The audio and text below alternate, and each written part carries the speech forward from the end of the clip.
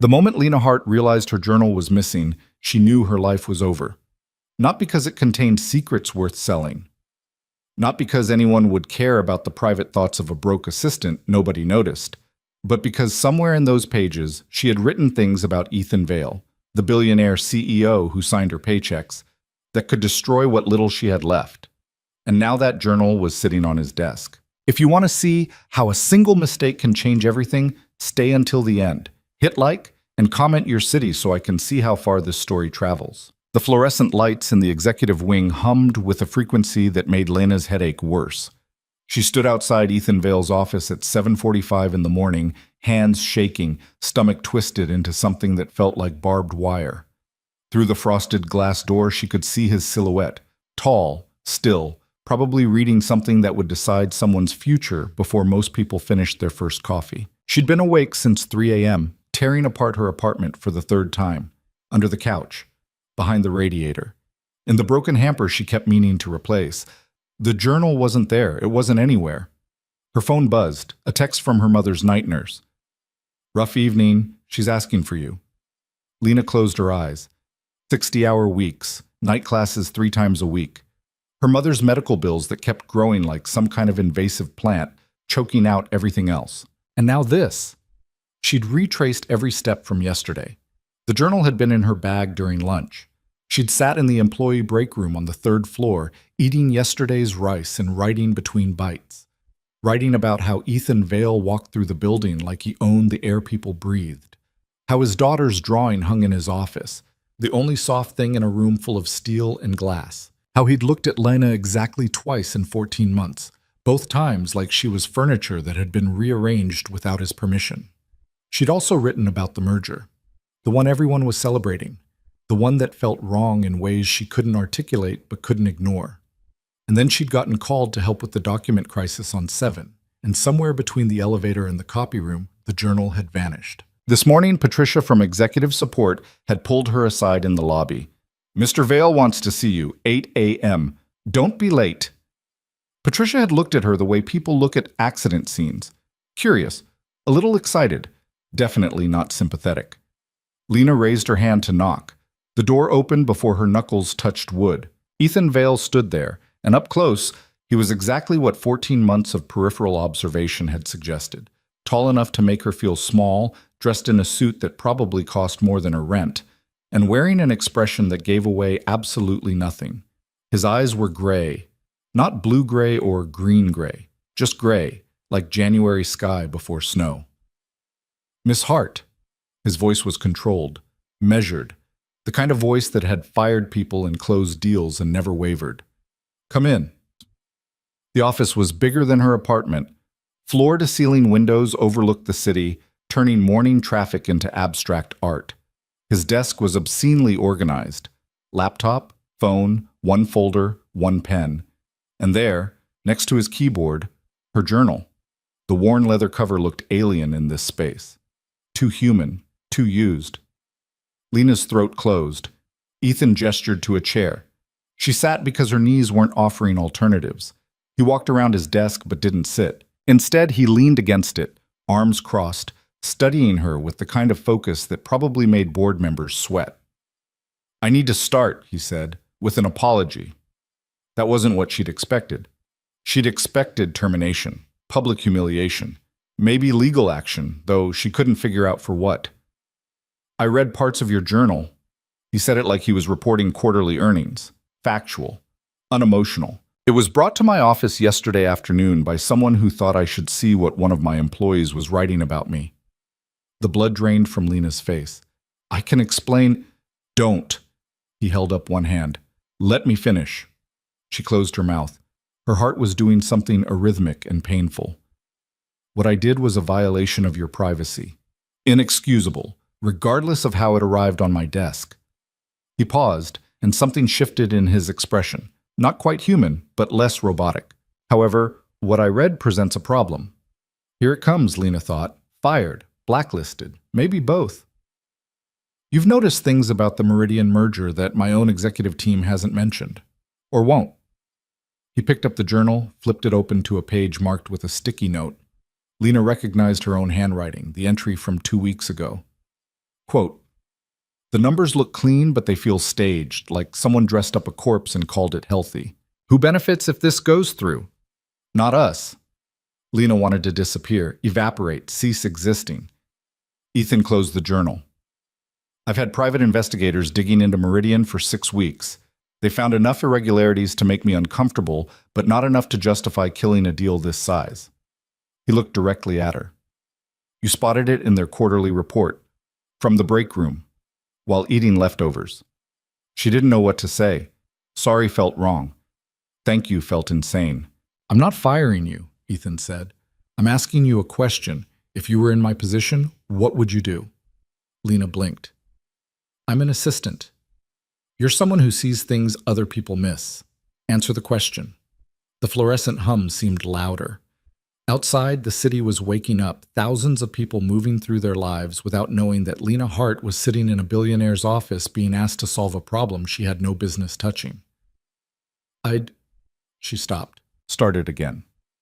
"I'd look at who's pushing hardest for the merger, not just publicly, behind closed doors, and I'd ask why they need this to happen." Ethan nodded slowly. "You're coming to the board meeting, Thursday, 2 p.m. I'm not..." Lena struggled to form words. "Mr. Vale, I can't just walk into a board meeting. You're not walking in. I'm bringing you in." He moved back around his desk, sat down, and opened his laptop like the conversation was over. "Patricia will coordinate the details. You'll need business attire. If you don't have appropriate clothing, the company will provide it." Lena stood on legs that felt like water. "Why are you doing this?"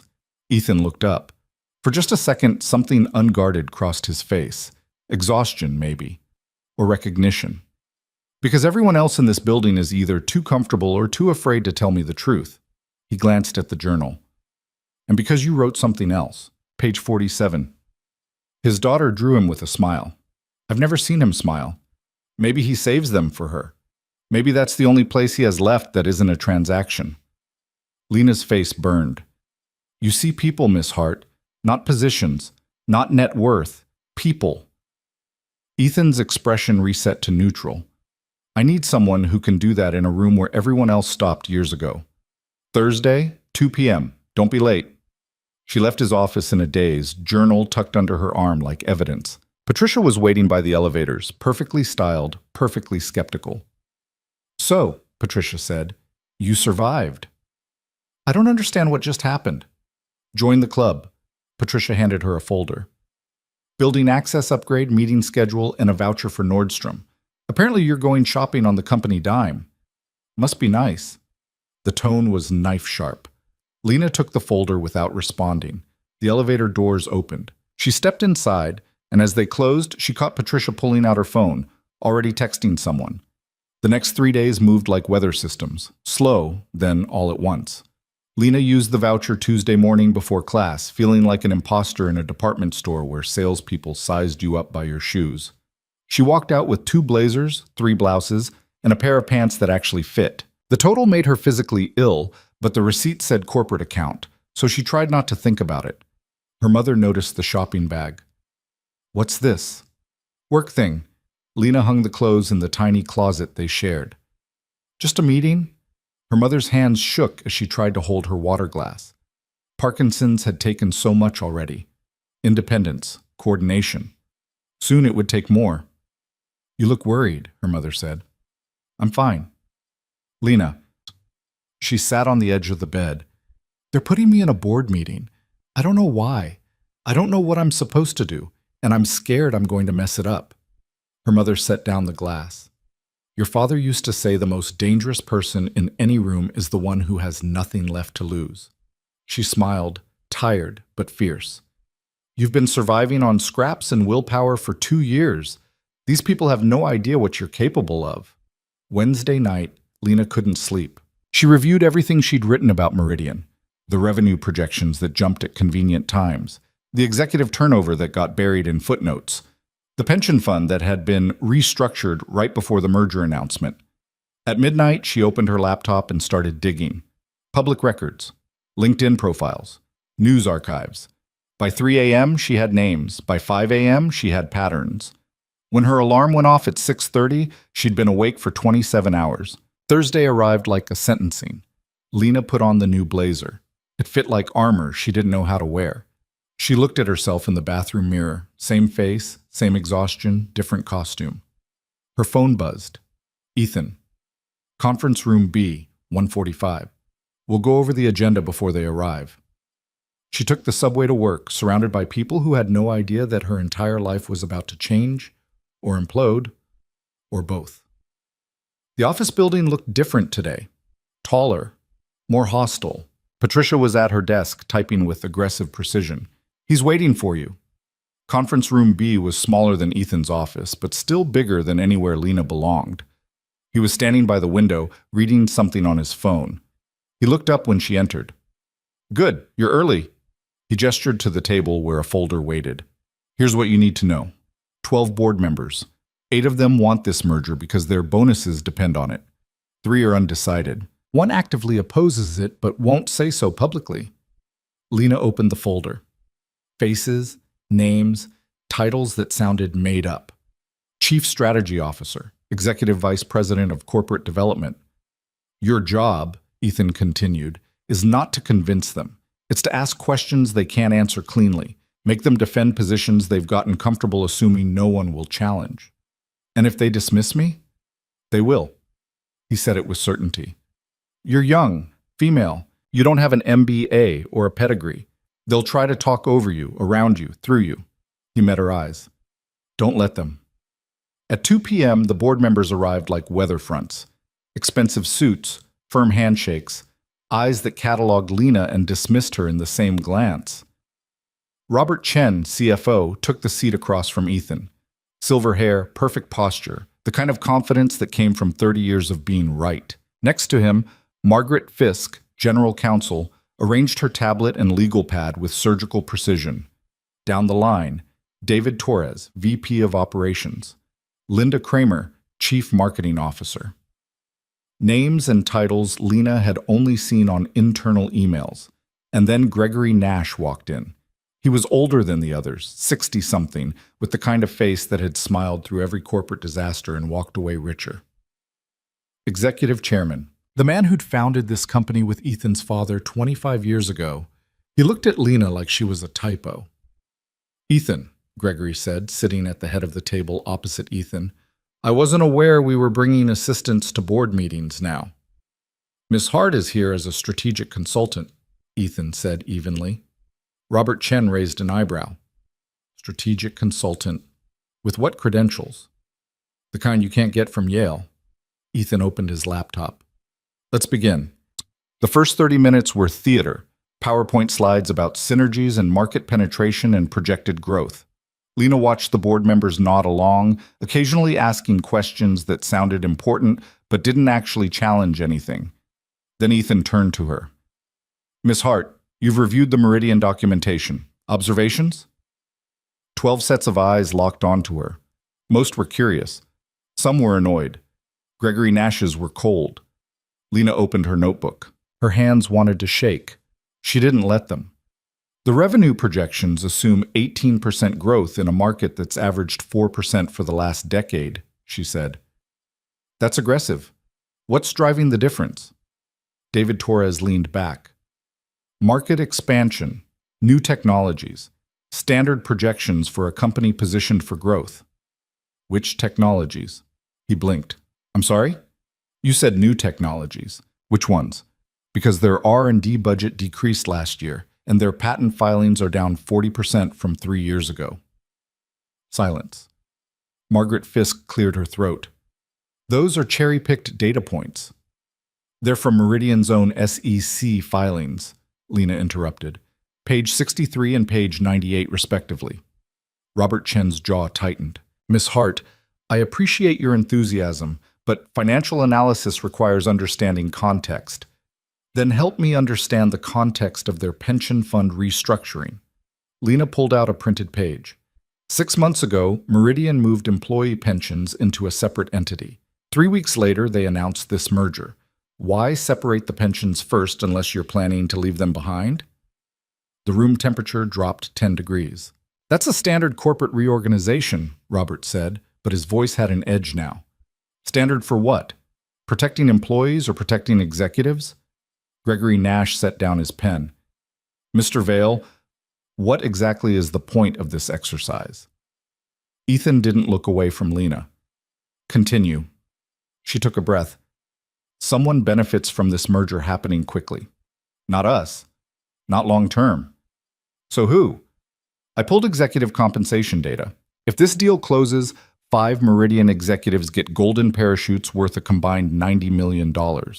Meanwhile, their employees get folded into our structure, and based on the integration plan, we're looking at layoffs within 6 months. Integration always involves restructuring, Linda Kramer said. That's not news. But who chose which positions to cut? Lena looked around the table. Because the list I saw eliminates redundancies in operations and support staff, but keeps double coverage in executive management. We're cutting people who do the work and keeping people who sit in meetings. Robert Chen stood up. This is absurd. We're taking strategic advice from someone who, reads documents in her spare time. Ethan, this is beneath the dignity of this board. Sit down, Robert, Ethan said quietly. I will not sit down. Robert sat, but his face had gone red. Gregory Nash studied Lena with new attention. You make interesting points, Miss Hart. Incomplete, but interesting. However, this deal has been vetted by our entire executive team, our legal department, and our financial advisors. Are you suggesting they're all wrong? I'm suggesting someone isn't telling the whole truth, Lena said, and I think you should ask why. The meeting dissolved into arguments after that, voices overlapping, people defending positions. Ethan mostly watched, occasionally interjecting with questions that made people angrier. At 4:15, Gregory called for a recess. The board members filed out, several of them shooting looks at Lena that ranged from annoyed to hostile. Robert Chen stopped by Ethan's chair. This was a mistake, he said quietly. Bringing her here, making a spectacle. You're undermining your own leadership. Am I? Ethan met his gaze. Or am I asking questions you don't want answered? Robert walked out without responding. Lena stood by the window, trying to process what had just happened. Her heart was still racing. Her hands were finally shaking now that no one was looking. You did well, Ethan said behind her. I made people angry. You made them uncomfortable. There's a difference. He came to stand beside her. They'll push back. Harder than this. Are you prepared for that? I don't know. Honest answer. He almost smiled. Almost. Go home. Get some sleep. Tomorrow will be worse. Lena gathered her notes. At the door, she turned back. Why do you trust me? Ethan looked out at the city. Because you're the first person in 5 years who's asked questions without wanting something in return. She left him standing there, silhouetted against the skyline like a figure in a painting. Distant, alone, unreachable. On the subway home, Lena's phone wouldn't stop buzzing. Texts from people she barely knew. Colleagues she'd never spoken to. The grapevine had already spread the news. The assistant who'd crashed a board meeting and challenged the CFO. One text stood out. From Marcus, a senior analyst who'd always been kind to her. Be careful. You just made some powerful enemies. That night, Lena sat with her mother and told her everything. The meeting, the questions, the looks on their faces when she wouldn't back down. Her mother listened, then took her hand. Your father would be proud. I don't know what I'm doing. No one ever does. We just decide what we're willing to fight for. Lena thought about that later, lying awake at 2 a.m. What was she willing to fight for? The job she needed to pay bills? The truth that everyone else seemed content to ignore? Or something bigger that she couldn't quite name yet? Friday morning, she arrived at work to find her desk had been moved, not gone, just relocated from the third-floor assistant pool to a small office on 6. It had a door, a window, her name on a placard that looked temporary. Patricia appeared in the doorway. Congratulations, you've been promoted. To what? Special Projects Coordinator. Patricia's smile was sharp. Effective immediately. Reports directly to Mr. Vale. Lucky you. After Patricia left, Lena sat in her new chair and stared at her new desk and wondered what exactly she'd gotten herself into. Her email pinged. Ethan. Meeting Monday, 9 a.m. We need to dig deeper into Meridian's financials. Bring your questions. Another ping. from an address she didn't recognize. No subject line. She opened it. Stay in your lane or you'll regret it. Lena deleted it, then immediately regretted deleting it, then wondered if she should tell someone, then decided she was probably overreacting. The weekend passed in a blur of research and anxiety. She skipped class Saturday to review more Meridian documents. Sunday, she visited her mother and tried to pretend everything was normal. Monday arrived with rain. Lena got to the office early, her new security clearance getting her past checkpoints that used to be off limits. Ethan's office door was open. He was already there, coffee in hand, looking like he'd been awake for hours. "Good morning." He gestured to the conference table in the corner of his office. "Let's work." They spent 4 hours going through financial records. Ethan asked questions. Lena found answers. Sometimes it worked the other way around. There was a rhythm to it that surprised her. He didn't dismiss her ideas, didn't talk over her, didn't make her feel small for not knowing things. At noon, his assistant brought lunch. Lena realized she'd forgotten to eat breakfast. "Tell me about your father," Ethan said, breaking the comfortable silence. Lena looked up from her notes. "Why?" "You wrote about him. In the journal. He taught you to see patterns." She set down her pen. "He was an accountant, not the exciting kind. Small business, tax returns, boring spreadsheets. But he loved it. Used to say, numbers told stories if you knew how to listen." She smiled despite herself. "He'd bring work home, spread it across the kitchen table, and quiz me.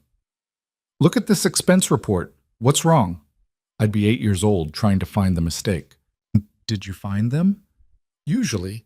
He said I had a gift for seeing what didn't fit." The smile faded. "He died when I was 16. Heart attack. Sudden. One day he was fine, the next he was gone." Ethan nodded slowly.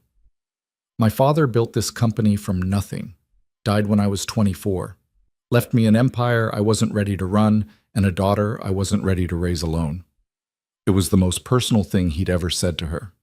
"Your daughter," Lena said carefully. "In the journal, I shouldn't have.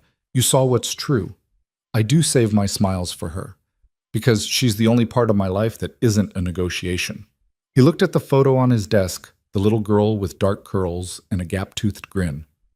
"Her name is Sophie. She's 6, loves dinosaurs and hates vegetables. Thinks I work too much but won't tell me directly because she's already learned to be diplomatic. She sounds amazing. She is." He returned his attention to the documents. "Which is why I need to make sure this company is still here when she's old enough to decide if she wants it." They worked until 6. When Lena finally stood to leave, her back ached and her eyes burned. But they'd found something. A thread. A connection between Meridian's CFO and a shell company registered in Delaware. "This could be nothing," Ethan said. "Or it could be everything," Lena finished.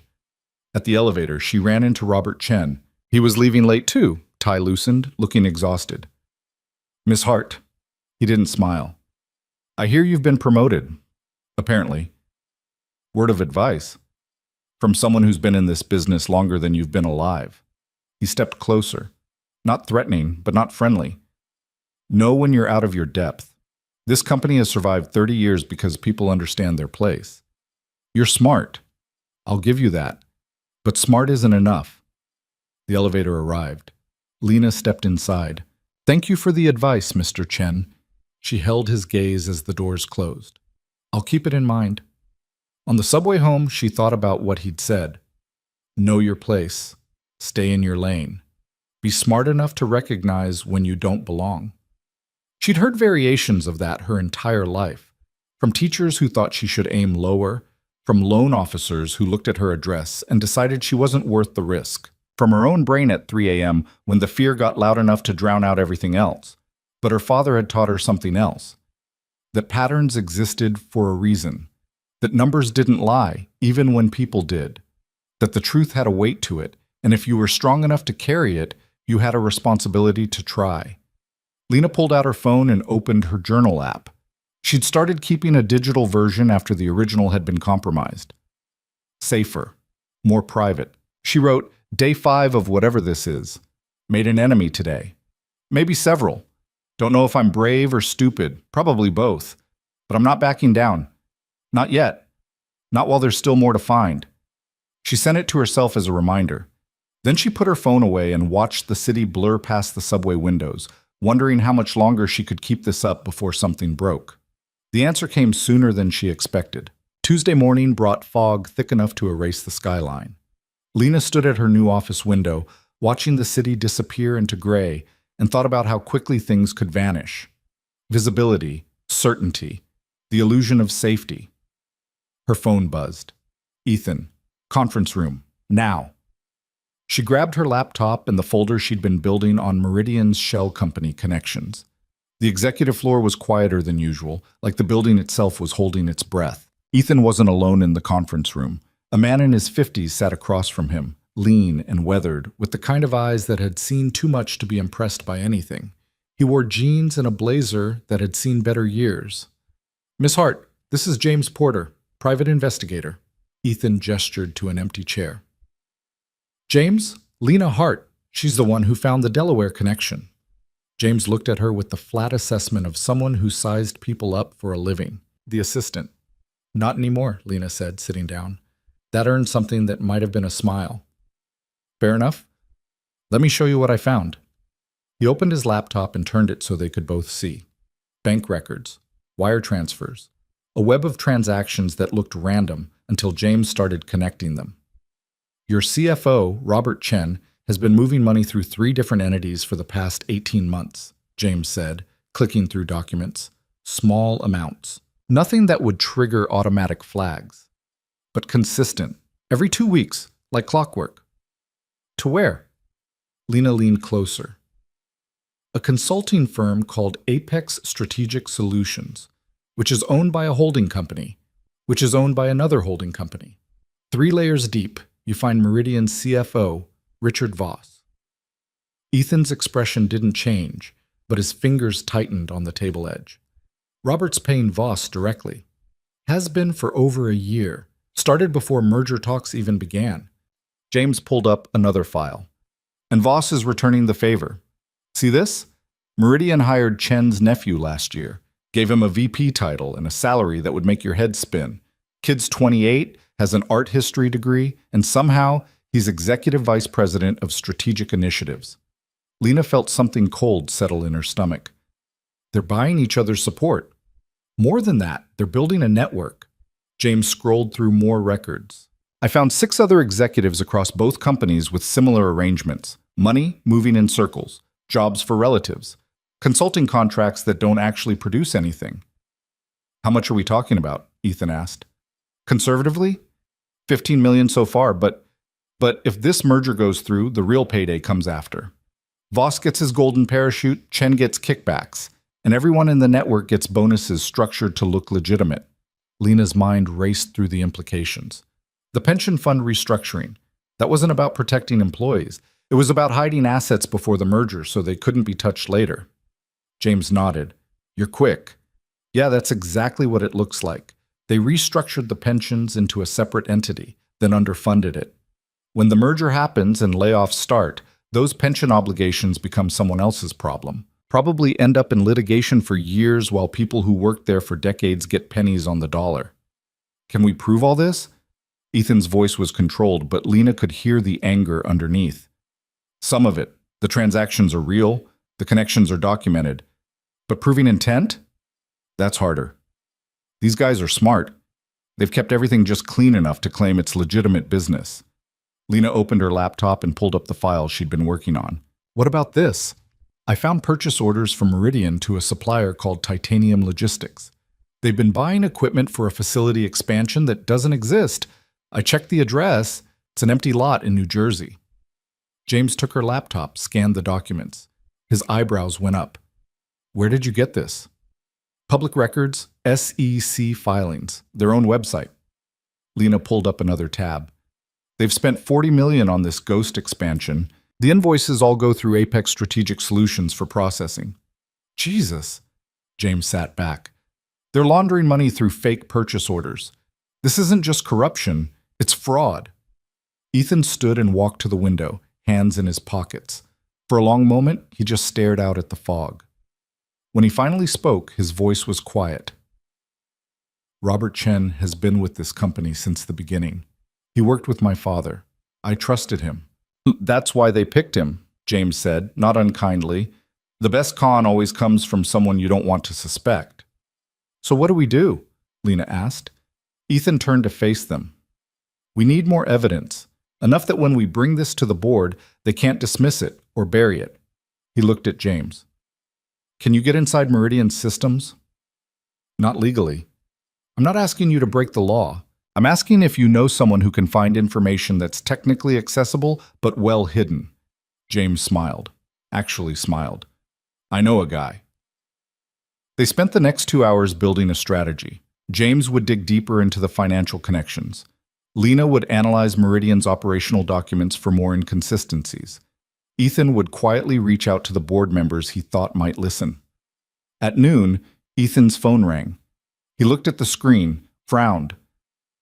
I need to take this. He stepped out. Lana was left alone with James, who packed up his laptop with practiced efficiency. Can I ask you something? Lena said. Shoot. How long have you been doing this? 23 years, FBI before that. He zipped his bag. Why?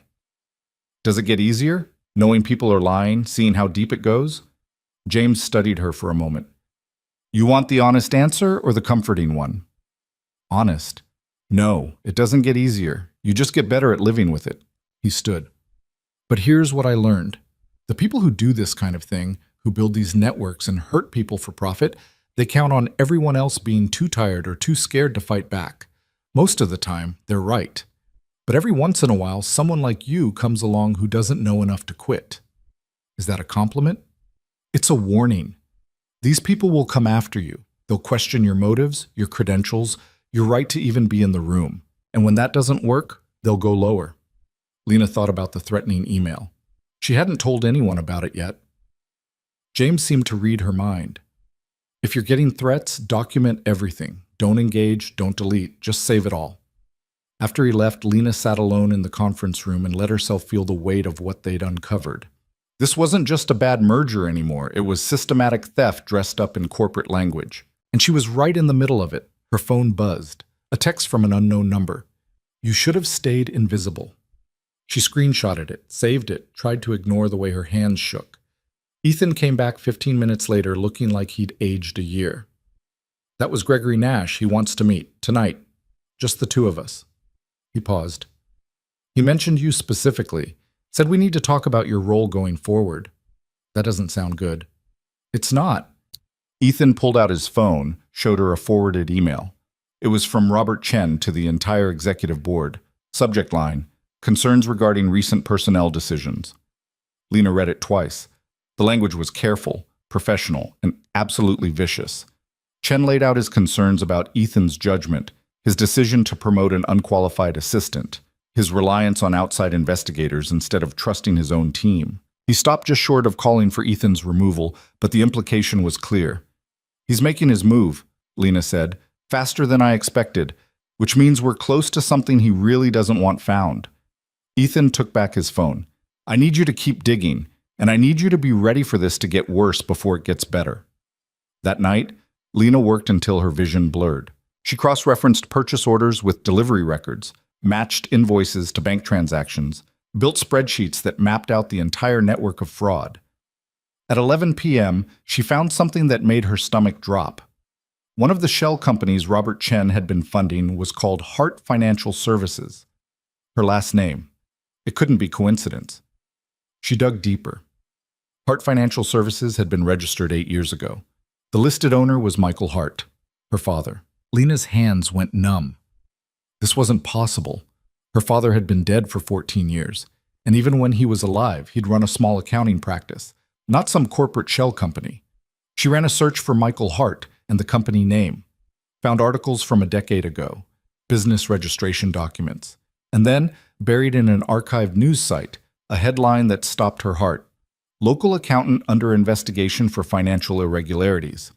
The article was from 15 years ago. Her father's name, his photo. Words like fraud and embezzlement and ongoing investigation. Lena read it 3 times, trying to make the words mean something different. They didn't. According to the article, Michael Hart had been under investigation for helping clients hide assets through offshore accounts. The investigation had been dropped after his death. Inconclusive, no charges filed. But the shadow remained, and someone had kept his company registration alive, using it for purposes her father never could have imagined. Or had he? Lena closed her laptop before she threw it across the room. She sat in the dark office, trying to breathe, trying to think. Everything she thought she knew about her father was dissolving into questions she'd never wanted to ask. Her phone rang. Ethan. "I just sent you something," he said without preamble. "Look at it now." She opened her email. A scanned document, old, faded, but readable. A contract between Robert Chen and Michael Hart, dated 16 years ago. "Where did you get this?" Her voice sounded distant. "James found it in archived records. Lena, I'm sorry, but you need to see it." The contract outlined consulting services, financial planning, asset protection strategies. It was vague enough to be meaningless, specific enough to be damning. "My father worked for Chen," Lena said. "It looks that way. And Chen's been using his company as part of this network. That's my guess. I don't know if your father was involved in anything illegal, but Chen clearly kept the infrastructure he built." Lena felt something crack inside her chest. Why wouldn't my mother have told me? Maybe she didn't know. Or maybe she was protecting you. From what? The truth that my father might have been a criminal? Ethan was quiet for a moment. "I can pull you off this investigation. No questions asked. You've already done more than—" "No." Lena surprised herself with how quickly she said it. "No. If my father was part of this, I need to know. And if Chen's been using his name to hide corruption, I want to be the one who stops it." "Are you sure?" She wasn't. But she said, "Yes." After they hung up, Lena sat in the dark and let herself cry. Not for long, just enough to release some of the pressure building behind her ribs. Then she wiped her face, opened her laptop again, and got back to work. If her father had made mistakes, she couldn't fix them. But she could make sure they didn't keep hurting people. The next morning, Lena arrived at work to find her office had been vandalized. Not destroyed, just disturbed. Papers scattered, desk drawers open. Her computer still there, but clearly searched. Security was already investigating when she walked in. The guard, an older man named Tommy, who'd always been kind to her, looked apologetic. "Cameras were down in this section last night. 3-hour window. We're checking badge access, but so far nothing." "What were they looking for?" Lena asked, even though she already knew. "That's what we're trying to figure out." Ethan appeared in her doorway, took one look at the mess, and his expression went cold. "Everyone out." Security left. Ethan closed the door. "Tell me you backed everything up," he said. "Cloud storage, updated every hour." "Good. Pack what you need. You're working from my office until we resolve this." "That's going to make people talk." "They're already talking. At least in my office, I can keep you safe." Working from Ethan's office was strange. He had a second desk set up in the corner, usually unused, with its own monitor and phone line. Lena set up there while he worked at his main desk, and for hours they existed in the same space with surprising ease. Around 3 p.m., his daughter called. Lena couldn't hear the other side of the conversation, but she watched Ethan's entire demeanor shift. His voice got softer, his shoulders relaxed. He smiled, actually smiled, and for a moment he looked like a different person. "I know, sweetheart. I'm sorry I missed breakfast again." He listened. "Dinosaurs are definitely cooler than sharks. You're absolutely right." More listening. "I promise I'll be home for dinner. Yes, really promise. Love you too." He hung up and caught Lena watching him. "Sorry," she said. "I didn't mean to eavesdrop." "It's fine. She calls every day around this time. Make sure I remember there's a world outside this building." He looked at the photo on his desk. Her mother died when she was 2. Car accident. Sudden, like your father. One day we were a family. The next day I was a single father running a company I barely understood. Lena didn't know what to say to that. "I tell you this," Ethan continued, "because I want you to understand something. The people we're fighting, they don't care about families or legacies or the damage they leave behind. They care about money and power and protecting themselves. Robert Chen worked with my father for 20 years, sat at our dinner table, held my daughter at her christening, and now he's trying to destroy everything my father built." "We'll stop him," Lena said. "Will we?" Because right now, all we have is evidence that makes us look paranoid and a board that's already questioning my judgment. Then we get more evidence, enough that they can't ignore it. Ethan studied her. You really don't quit, do you? I can't afford to. That evening, James called with an update. His contact had found emails. Internal communications between Chen and Voss discussing the merger timeline, the pension restructuring, and specific board members they needed to bring on board. The language was coded, but clear enough. Can we use these in court? Ethan asked, phone on speaker. If we can authenticate them, yeah, but that's the problem. My contact obtained them through methods that wouldn't survive legal scrutiny. So we have proof we can't use. Not in court, but you could use them to pressure Chen. Show him we know what he's doing. See if he'll deal. Ethan shook his head. Chen won't deal. He'll double down. It's what he's always done.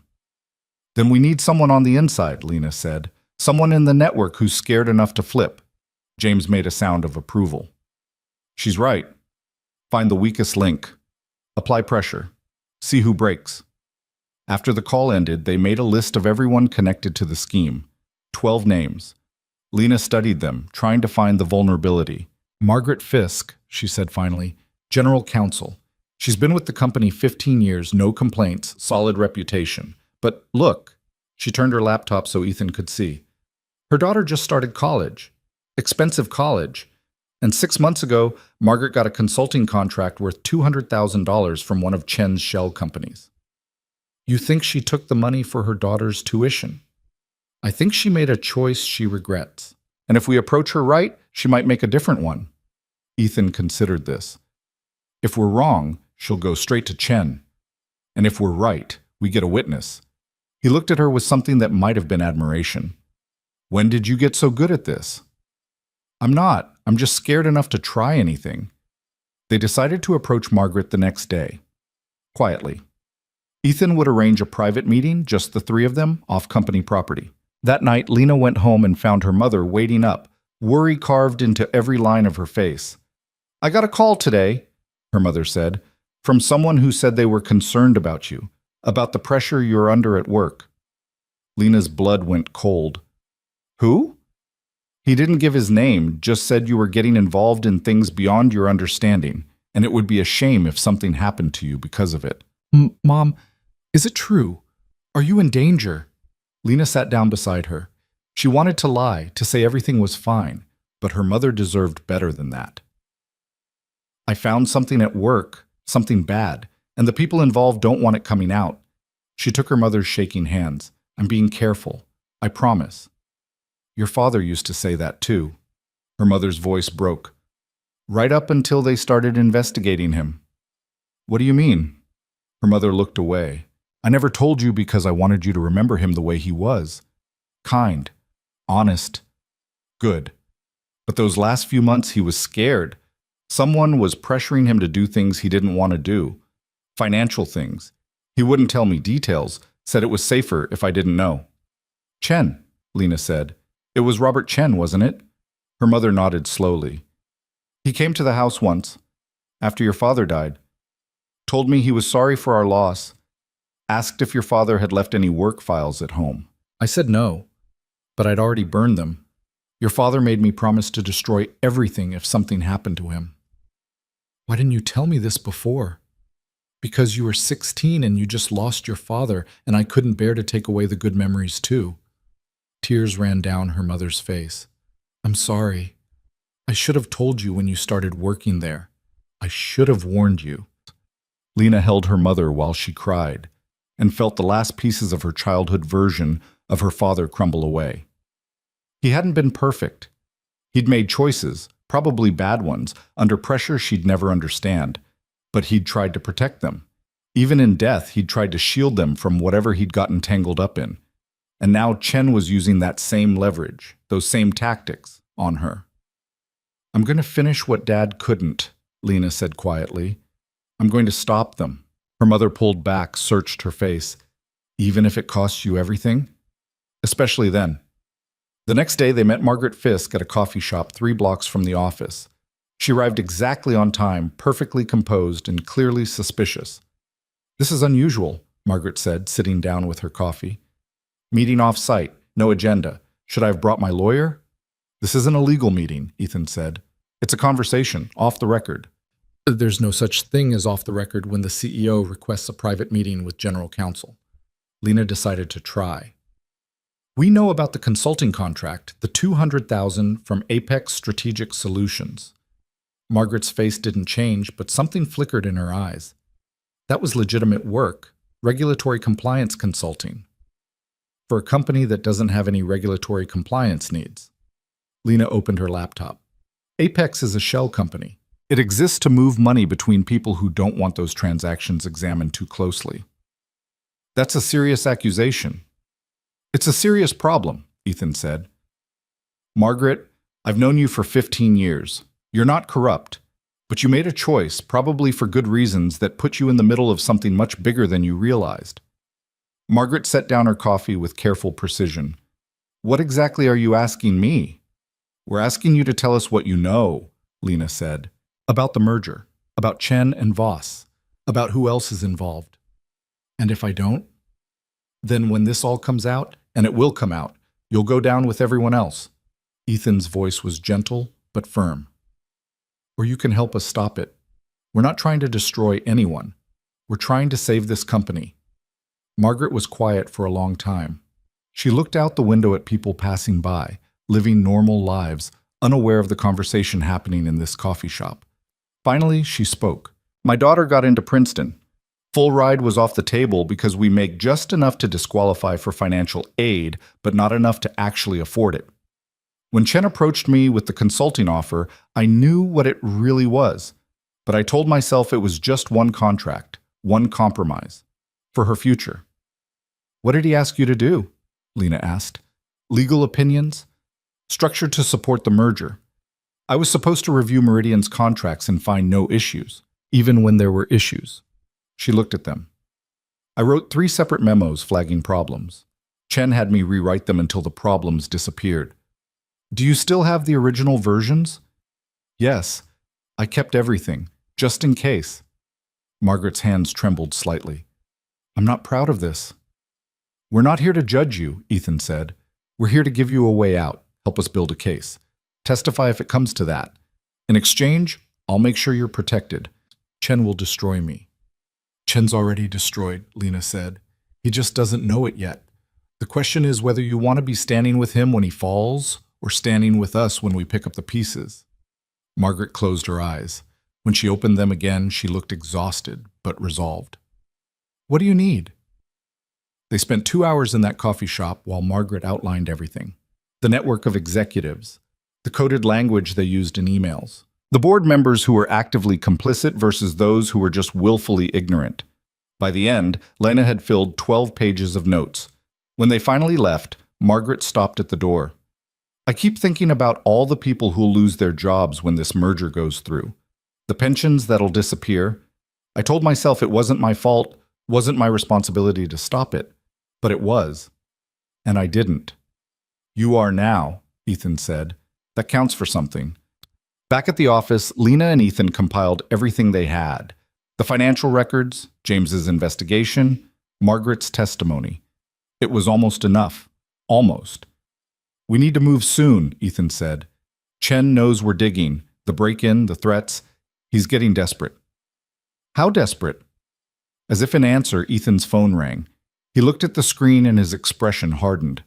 It's the board chairman, Gregory. He answered on speaker. Gregory. Ethan, we need to talk. Emergency board meeting tomorrow morning, 9 a.m. The subject is your continued leadership of this company. Lena's stomach dropped. On what grounds? Ethan's voice was ice.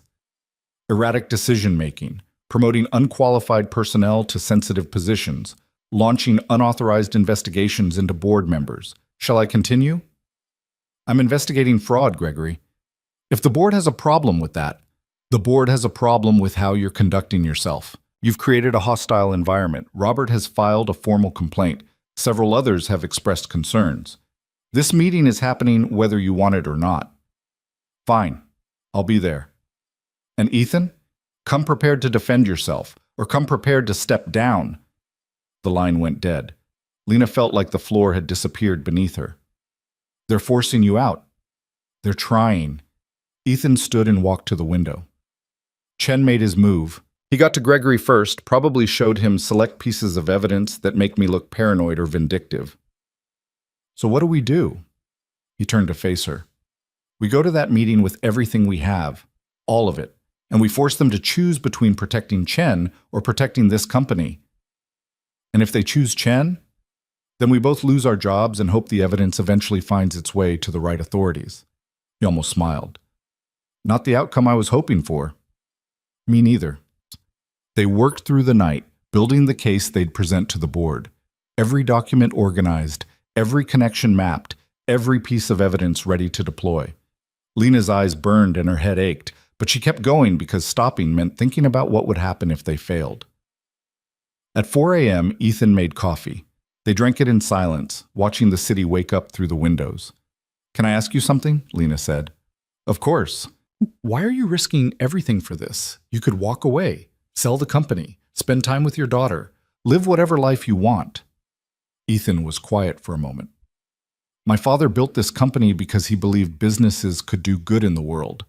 Not just make money, but actually create value for people. Employees, customers, communities. He was probably naive, but he meant it. He looked at her. When he died, I inherited that belief along with everything else. I'm not always good at it. I make mistakes. I prioritize wrong. But I can't walk away knowing Chen and people like him are using what my father built to hurt people. Your father would be proud of you. Maybe. Or maybe he'd tell me I'm being stubborn and stupid. He smiled slightly. Probably both.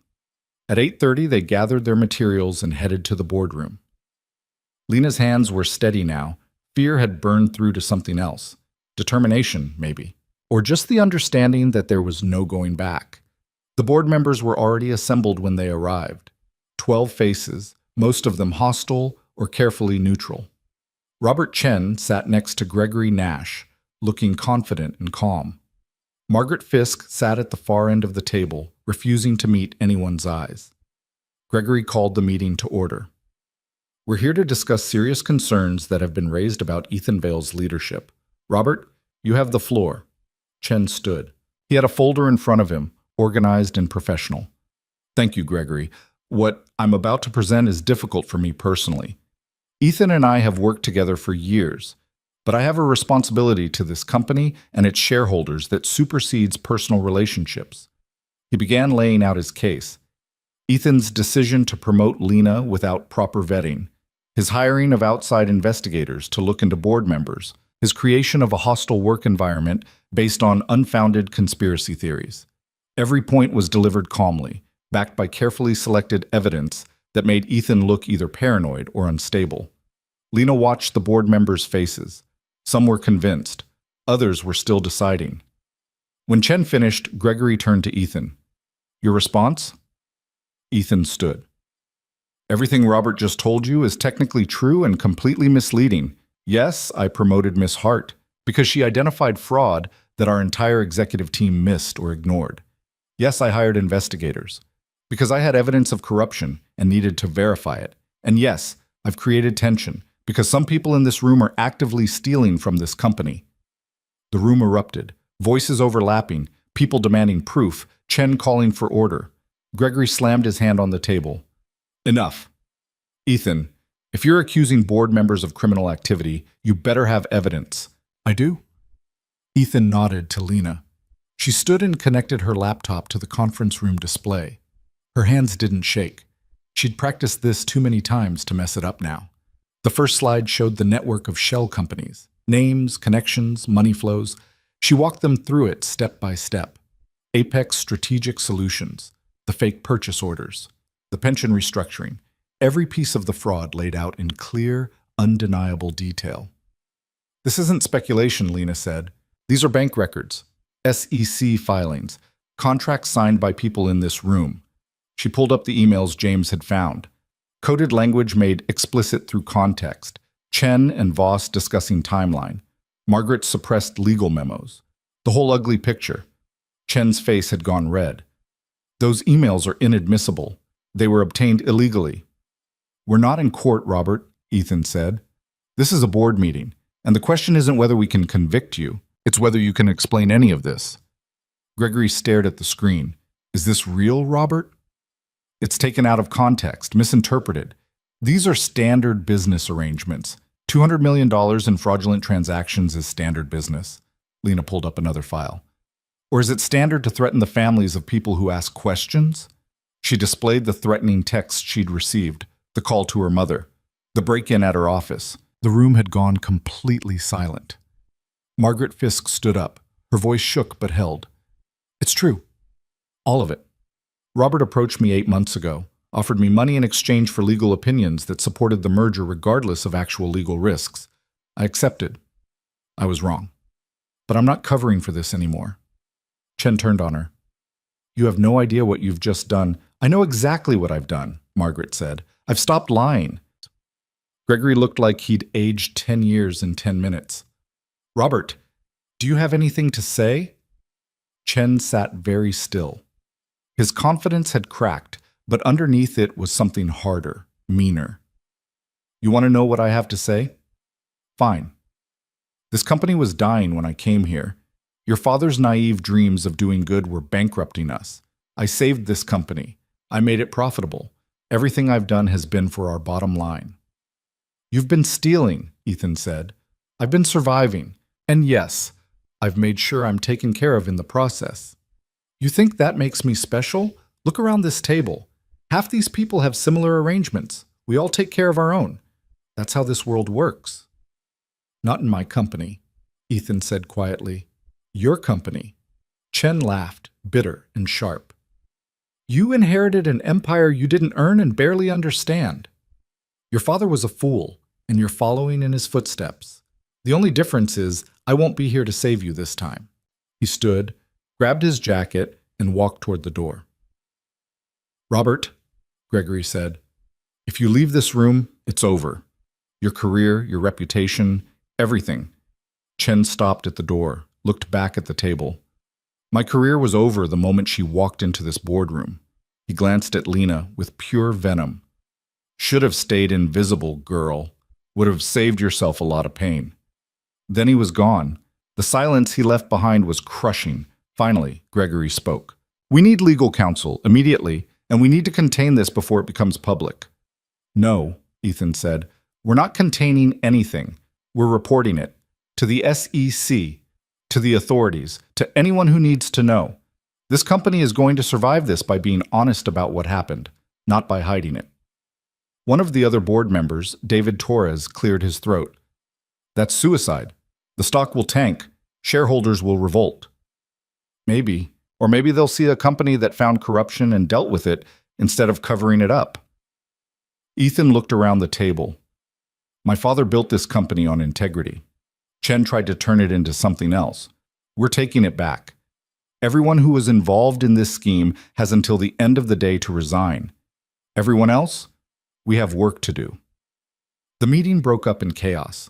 Some board members left immediately. Others stayed to ask questions, offer support, or try to save themselves. Lena packed up her laptop with hands that had finally started shaking now that it was over. Margaret approached her quietly. Thank you, Margaret said. For what? For giving me a chance to do the right thing, even if it's too late. It's not too late, Lena said. Not yet. Ethan found her an hour later in her office. She was staring at her computer screen without seeing it, processing everything that had just happened. You did it, he said. We did it. No, you did it. You saw what no one else saw. You had the courage to keep pushing when everyone told you to stop. This company owes you more than it can ever repay. Lena felt tears building and blinked them back.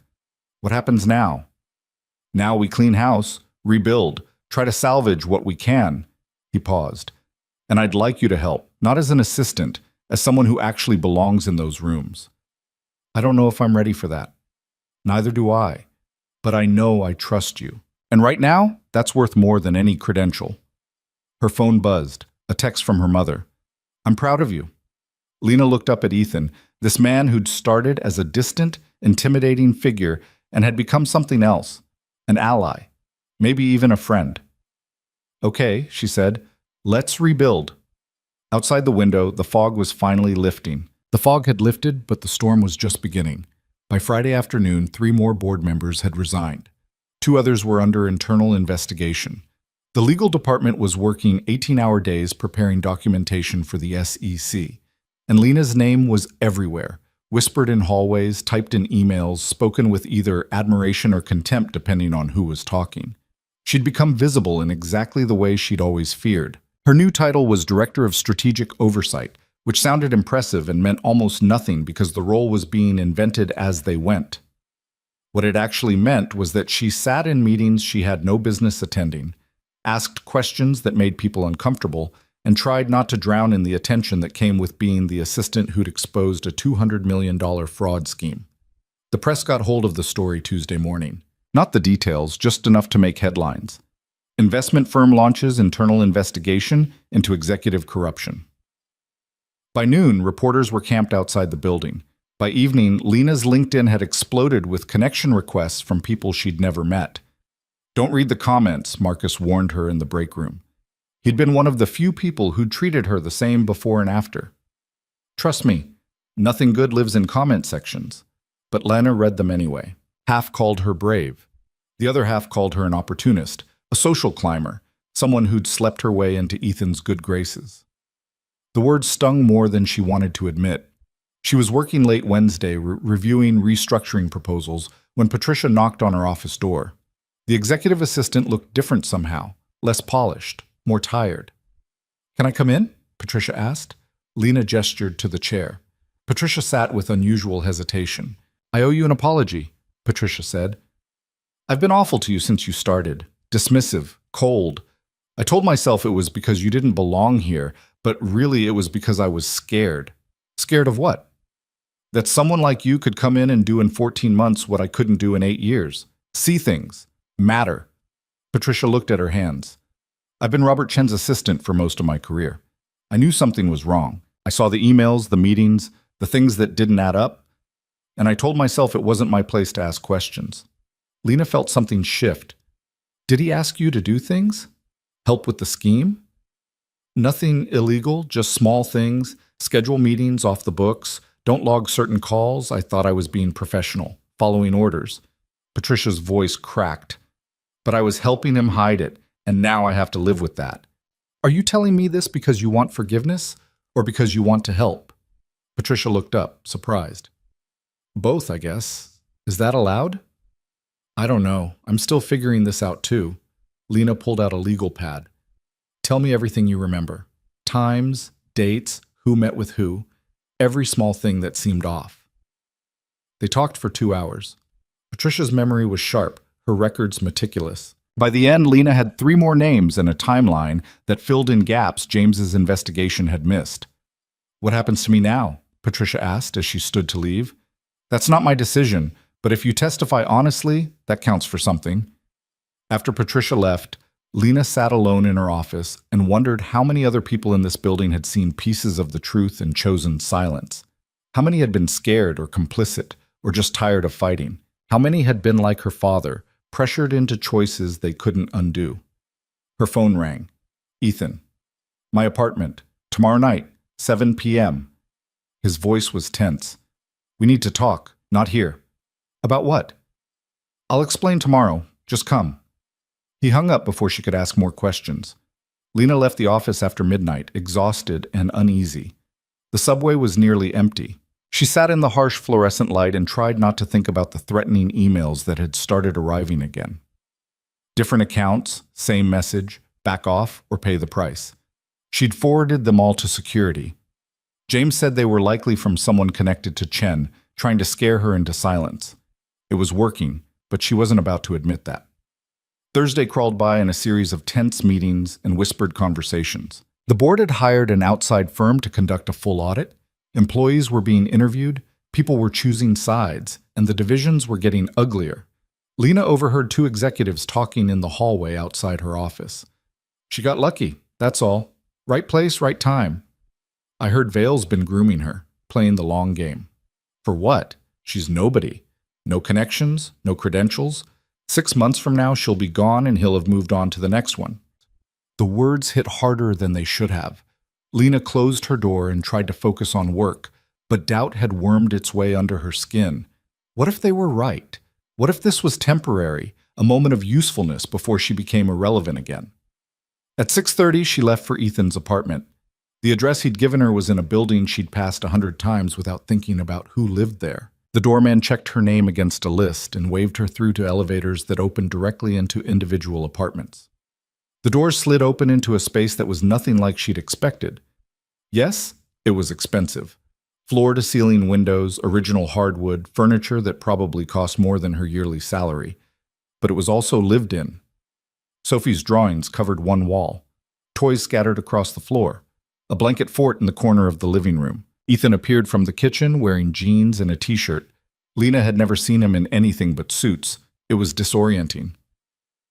"She's at her grandmother's tonight," he said, reading her expression.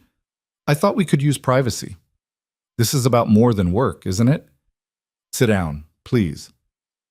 Lena sat on a couch that was more comfortable than it had any right to be. Ethan poured 2 glasses of wine and handed her one before settling into the chair across from her. "I got a call this afternoon," he said, "from someone I trust. Someone with connections to the board members who aren't directly involved in Chen's scheme." He paused. "They're planning to force me out." Lena's stomach dropped. "What? We exposed the fraud. We saved the company." "We also made a lot of powerful people very uncomfortable.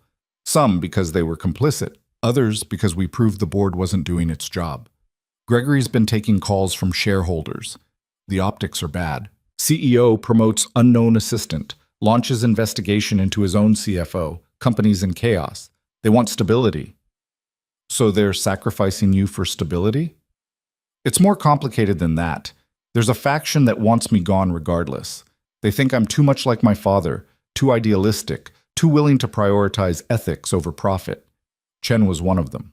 He's gone, but the others are still there." "When?" "They'll make their move soon, probably next week's board meeting. They'll frame it as stepping aside for the good of the company. Give me a generous exit package and a board seat with no real power." Lena set down her wine. "So we fight them." "With what?" "We used everything we had on Chen. The remaining board members know we don't have evidence against them personally." "Then we find evidence." "Lena." Ethan leaned forward. "I didn't tell you this because I want you to fix it. I told you because you deserve to know what's coming. When I go, they'll dismantle everything we've built. Your position, the reforms, the investigations, it'll all be quietly shelved in the name of moving forward. And you're just going to let them? I'm trying to protect you. If you fight this, they'll destroy you. Not just your career, your reputation, your future, everything. They have resources and connections I can't match." Lena stood up. She was shaking with anger. "So your solution is to quit? Walk away and hope they're merciful?" "My solution is to recognize when I've lost and make sure you don't lose with me." "That's not your choice to make." She grabbed her bag. "I didn't come this far to watch you give up." "Where are you going?" "To find a way to win." She left before he could argue. The elevator ride down felt endless. Outside, the city was alive with people moving through their Thursday night, unaware that Lena Hart was standing on the sidewalk trying to figure out how to fight battles she had no training for. Her phone buzzed. A text from an unknown number. Parking garage. Level 3. Come alone. Every instinct screamed trap. Lena walked toward the garage anyway. Level 3 was nearly empty. Her footsteps echoed on concrete. She was about to turn back when a figure stepped out from behind a pillar. Linda Kramer, Chief Marketing Officer, one of the board members who'd voted to investigate Chen. "Miss Hart, thank you for coming." "How did you know I'd be here?" "I have people watching Vale's building, not for nefarious reasons," Linda added quickly. "For protection, mine and his." "I don't understand." Linda looked around, making sure they were alone. "I'm one of the board members pushing for Ethan's removal, but not because I want him gone. Because I'm being forced to." "Forced by who?" "Gregory Nash. He's been systematically pressuring everyone who might support Ethan, threatening to expose past mistakes, calling in favors, making it clear that loyalty to Vale means career suicide." Linda's voice was tight. "He came to me 3 days ago, showed me documents related to a campaign I ran 5 years ago, marketing materials that pushed legal boundaries, Nothing criminal, but enough to be embarrassing if made public. So you caved. I have a family, a mortgage, college tuition for 3 kids. I caved. Linda met her eyes. But I'm telling you now because you need to understand what you're really fighting. This isn't about corruption anymore. It's about power. Gregory has been consolidating control for years. Chen was supposed to be his enforcer. Now that Chen's gone, Gregory needs Ethan gone too before someone realizes how much of this company Gregory actually runs. Why are you telling me this? Because you're the only one crazy enough to try stopping him. And because if someone doesn't, this company becomes Gregory's personal empire, and everyone who believed in what Ethan's father built loses. Linda handed Lena a flash drive. Everything I have on Gregory. Financial ties, board manipulation, backdoor deals. It's not enough for criminal charges, but it might be enough to turn public opinion. Or at least enough to make some board members think twice. If I use this, he'll come after you. He's already coming after me. At least this way I'm fighting back. Linda started walking toward the exit. Good luck, Miss Hart. You're going to need it. Lena stood alone in the parking garage, flash drive in hand, and felt the weight of what she'd gotten herself into. This wasn't about fraud anymore. It was about a power struggle at the highest levels of a company worth billions. And she was right in the middle. She went home and spent all night reviewing Linda's files.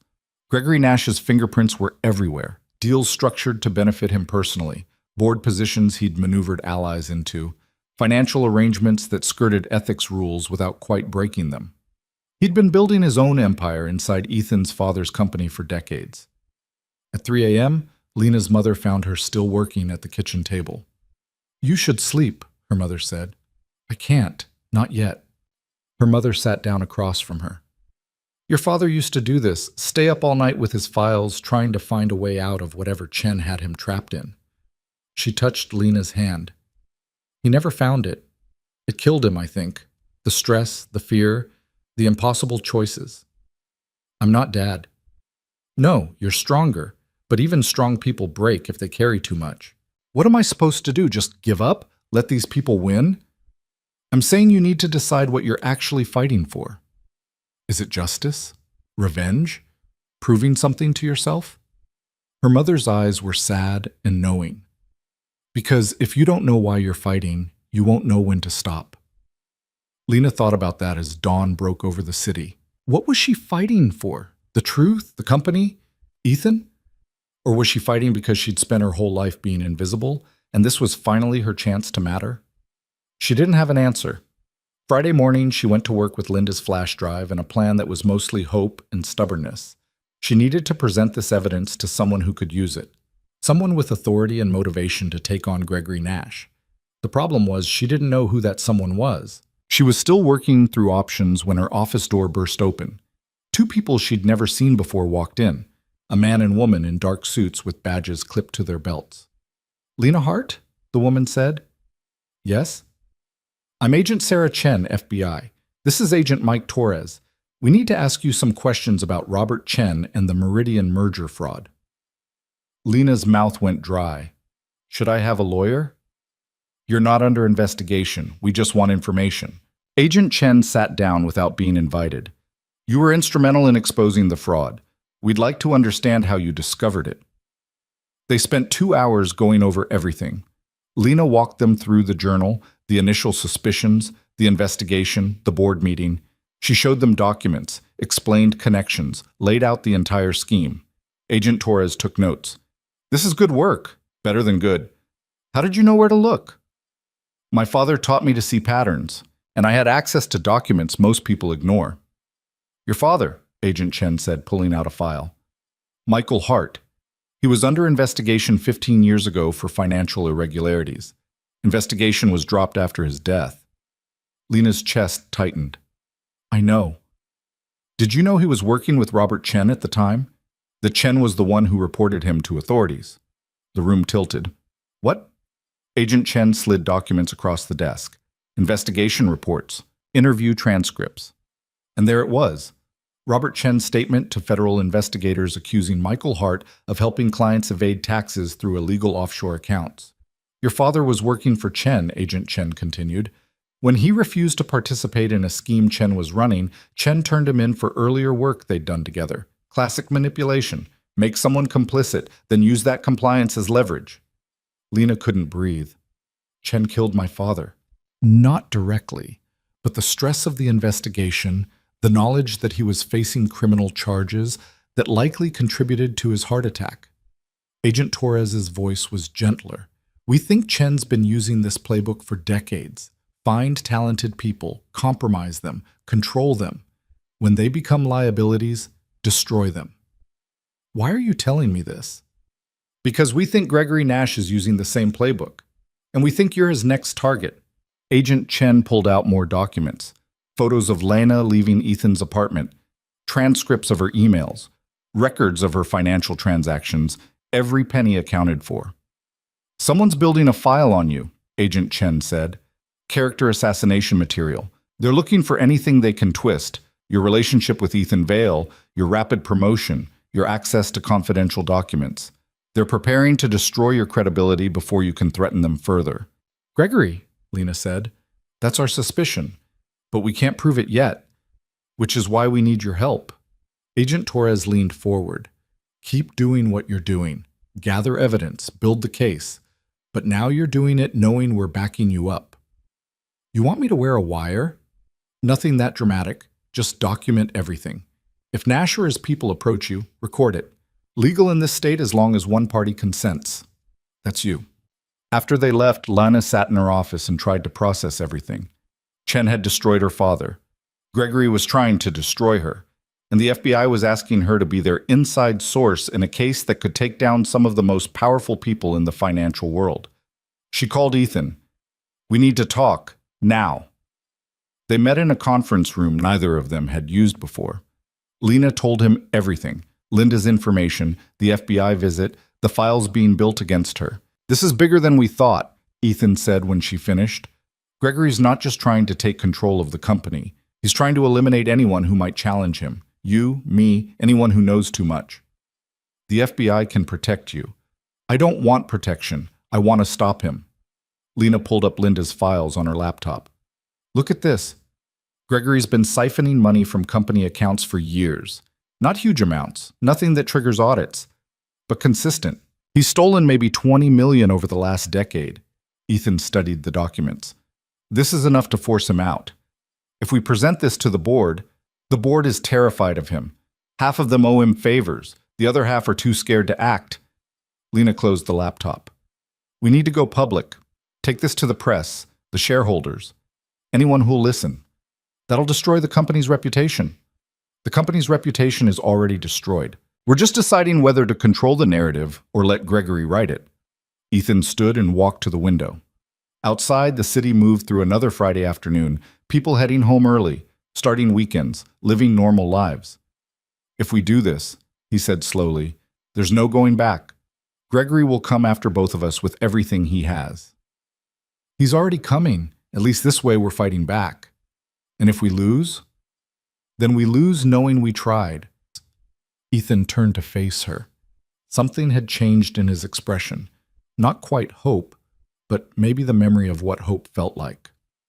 My father used to say the hardest part of running a company isn't making money. It's deciding what you're willing to sacrifice to make it. He almost smiled. I think he'd like you. Would he like what we're about to do? Probably not. He hated publicity, avoided conflict when he could. Ethan pulled out his phone. But he also said that sometimes you have to burn everything down to save what matters. So yes, I think he'd understand. They spent the weekend building their case. Lena worked with James to compile every piece of evidence into a narrative that would make sense to outsiders. Ethan reached out to journalists he trusted, testing the waters. Agent Chen checked in twice to make sure Lena was okay and to remind her to document everything. Sunday night, Lena's mother asked her one more time if she was sure. No, Lena admitted. I'm not sure about anything, but I'm doing it anyway. Then I'm proud of you, terrified, but proud. Monday morning arrived with rain. Lena got to the office early and found a note on her desk. Handwritten, no signature. Conference room B, 8 a.m. Come alone. She checked her phone. Gregory Nash had called a special board meeting for 8:30. This was happening now. Lena grabbed her laptop and recording device the FBI had given her. She was wearing it under her blouse, a tiny microphone that looked like a button. She felt like a character in a bad spy movie. Conference room B was dark when she arrived. She flipped on the lights and found Gregory Nash sitting at the head of the table, looking like he'd been waiting for hours. "Miss Hart, thank you for coming." "Did I have a choice?" "Everyone has choices. The question is whether they choose wisely." Gregory gestured to a chair. "Sit. Let's talk about your future." Lena sat but kept her distance. Her heart was hammering so hard she was sure the microphone would pick it up. "You've made quite a name for yourself," Gregory continued. "Exposed corruption, saved the company, became Ethan's trusted advisor. Impressive for someone who started as an assistant. Is there a point to this?" "The point is that you've gone as far as you can go. Further, actually. And now you're at a crossroads." He slid a folder across the table. "That contains a very generous offer. $3 million. A glowing recommendation letter. A confidentiality agreement." Lena didn't touch the folder. "You're trying to buy my silence. I'm offering you a future. Take the money, walk away, start over somewhere else. Or stay here and watch everything you've built crumble when people learn the truth about you." "What truth?" Gregory pulled out his phone and turned it so she could see the screen. Photos of her and Ethan, leaving his apartment, working late in his office, sitting close in meetings. All perfectly innocent moments twisted to look like something else. "Sleeping your way to the top is such a cliché," Gregory said, "but it's effective. People believe what they want to believe. And right now, there are a lot of people who want to believe you're just another ambitious girl who used her assets to get ahead." Lena felt rage burning through her fear. "That's a lie." "Doesn't matter. By the time we're done, your name will be synonymous with scandal. You'll never work in this industry again. Ethan's reputation will be destroyed too, but he's rich enough to survive it. You're not." "Why are you doing this?" "Because you've become a problem. You and Ethan both. This company needs stability, and you're creating chaos." Gregory leaned back. "Take the deal, Lena. Walk away while you still can." "And if I don't?" "Then I'll destroy you. Professionally, personally, completely. I've done it before. I'm very good at it." Lena stood. Her legs felt shaky but held. "I'm not taking your deal." Gregory's expression hardened. "You're making a mistake." "Maybe, but it's my mistake to make." She walked out before he could say anything else. In the hallway, she leaned against the wall and tried to catch her breath. The recording device was still running. She had everything. 30 minutes later, the board meeting started. Lena and Ethan entered together. The room went quiet. Gregory stood at the head of the table. "Before we begin, I'd like to address some concerning rumors that have been circulating. Specifically, rumors about Mr. Vale's relationship with Miss Hart and the appropriateness of her rapid advancement within this company." Ethan's jaw tightened, but he kept his voice level. "If you have accusations to make, Gregory, make them directly." "Very well." Gregory displayed the photos on the conference room screen. "These were taken over the past 3 weeks. They show a pattern of behavior that raises serious questions about judgment and professionalism." The room erupted in whispers. Lena felt every eye on her. "Those photos don't show anything inappropriate," Ethan said. "They show favoritism, special treatment. A CEO, spending unusual amounts of time alone with a subordinate who has no qualifications for her current position." Gregory turned to the board. "I move that we launch a formal investigation into potential ethics violations." "I second," one of Gregory's allies said immediately. Lena stood. Her voice didn't shake. "Before you vote, there's something you should hear." She pulled out her phone and played the recording. Gregory's voice filled the room, offering her money to disappear, threatening to destroy her if she didn't, admitting to past attacks on people who'd challenged him. The room went silent. Gregory's face turned red. "That recording was made without my consent. Single-party consent state," Agent Chen said from the doorway. She walked in with Agent Torres, both showing badges, which makes it perfectly legal and very interesting from an obstruction of justice perspective. "What is this?" Gregory demanded. "Federal investigation into corporate fraud and witness tampering."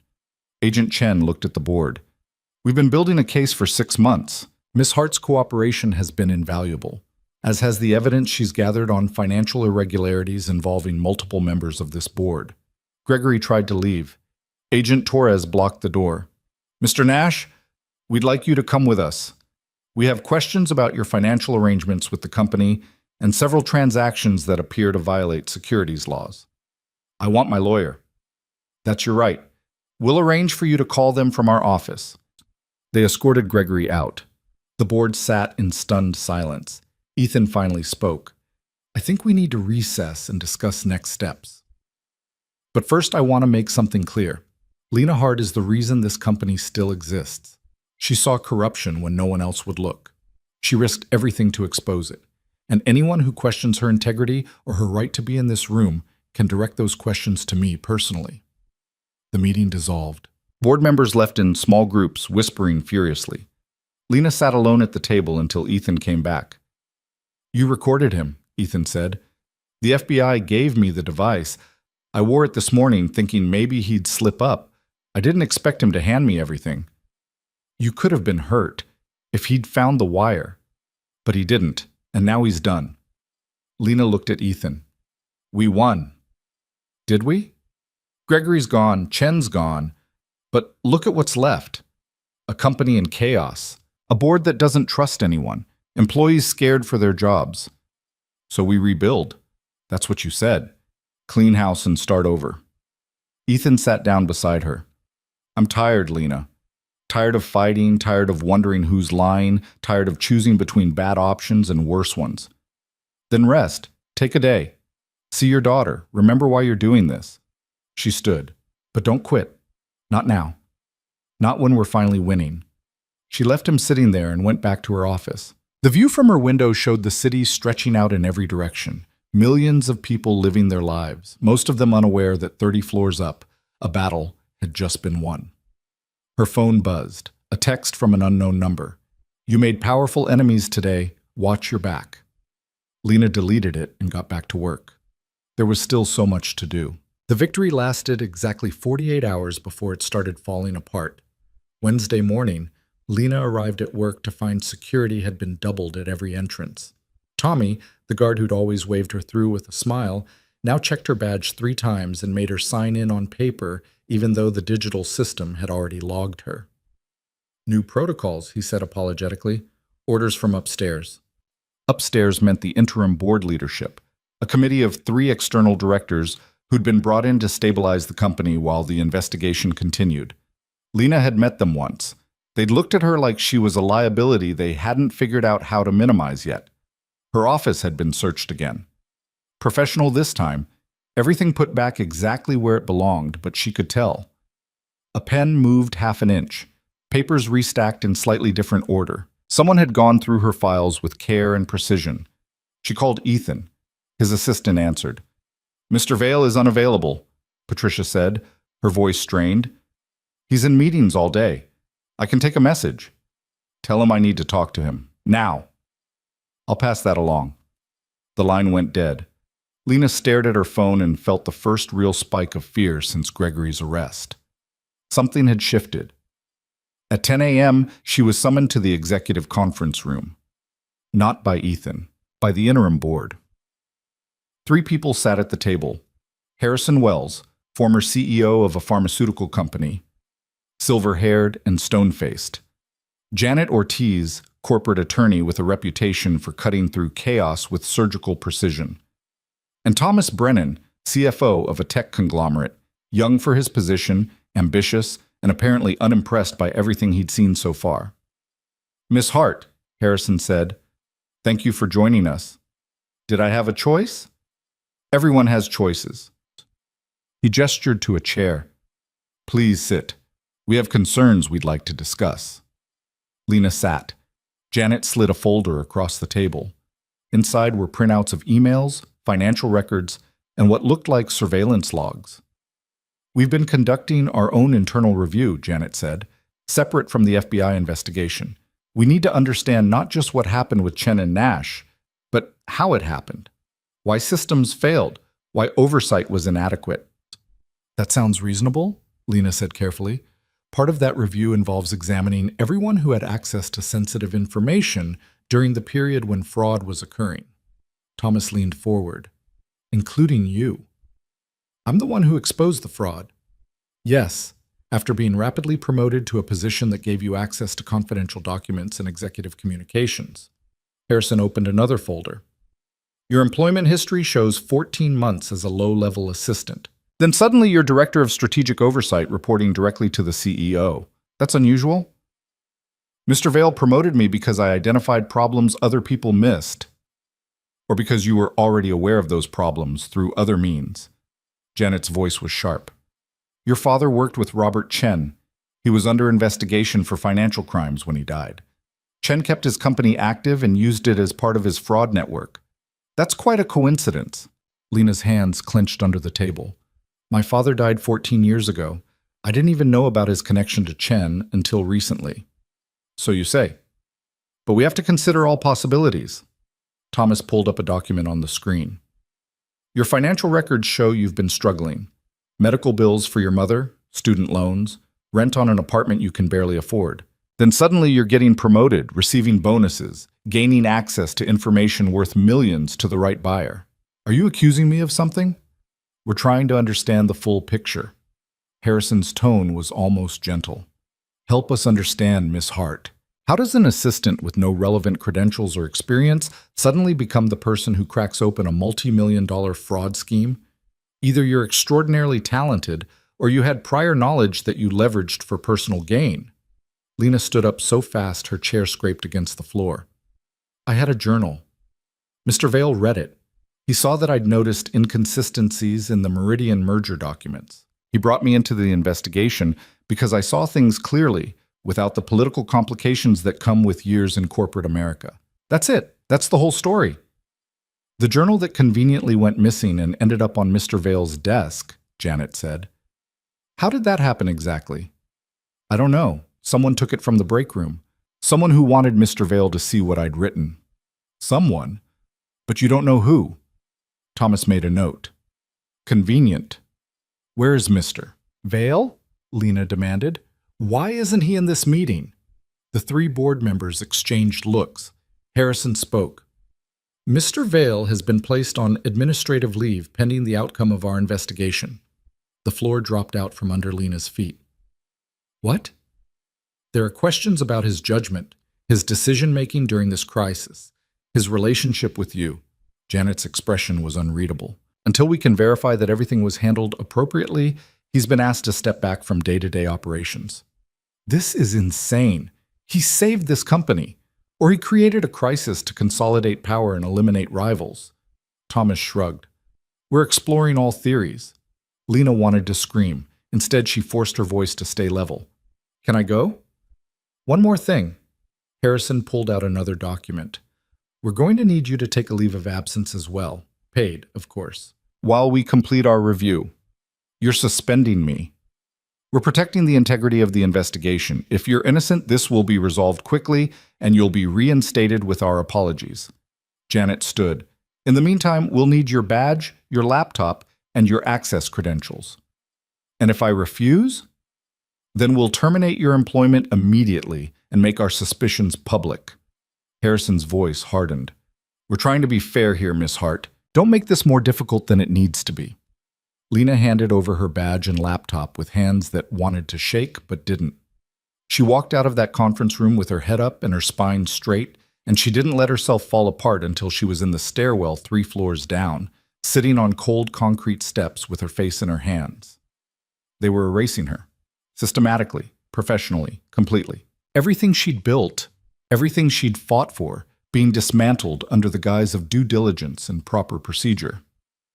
Her phone buzzed. A text from a number she didn't recognize. Coffee shop on Madison. 1 hour. Come alone.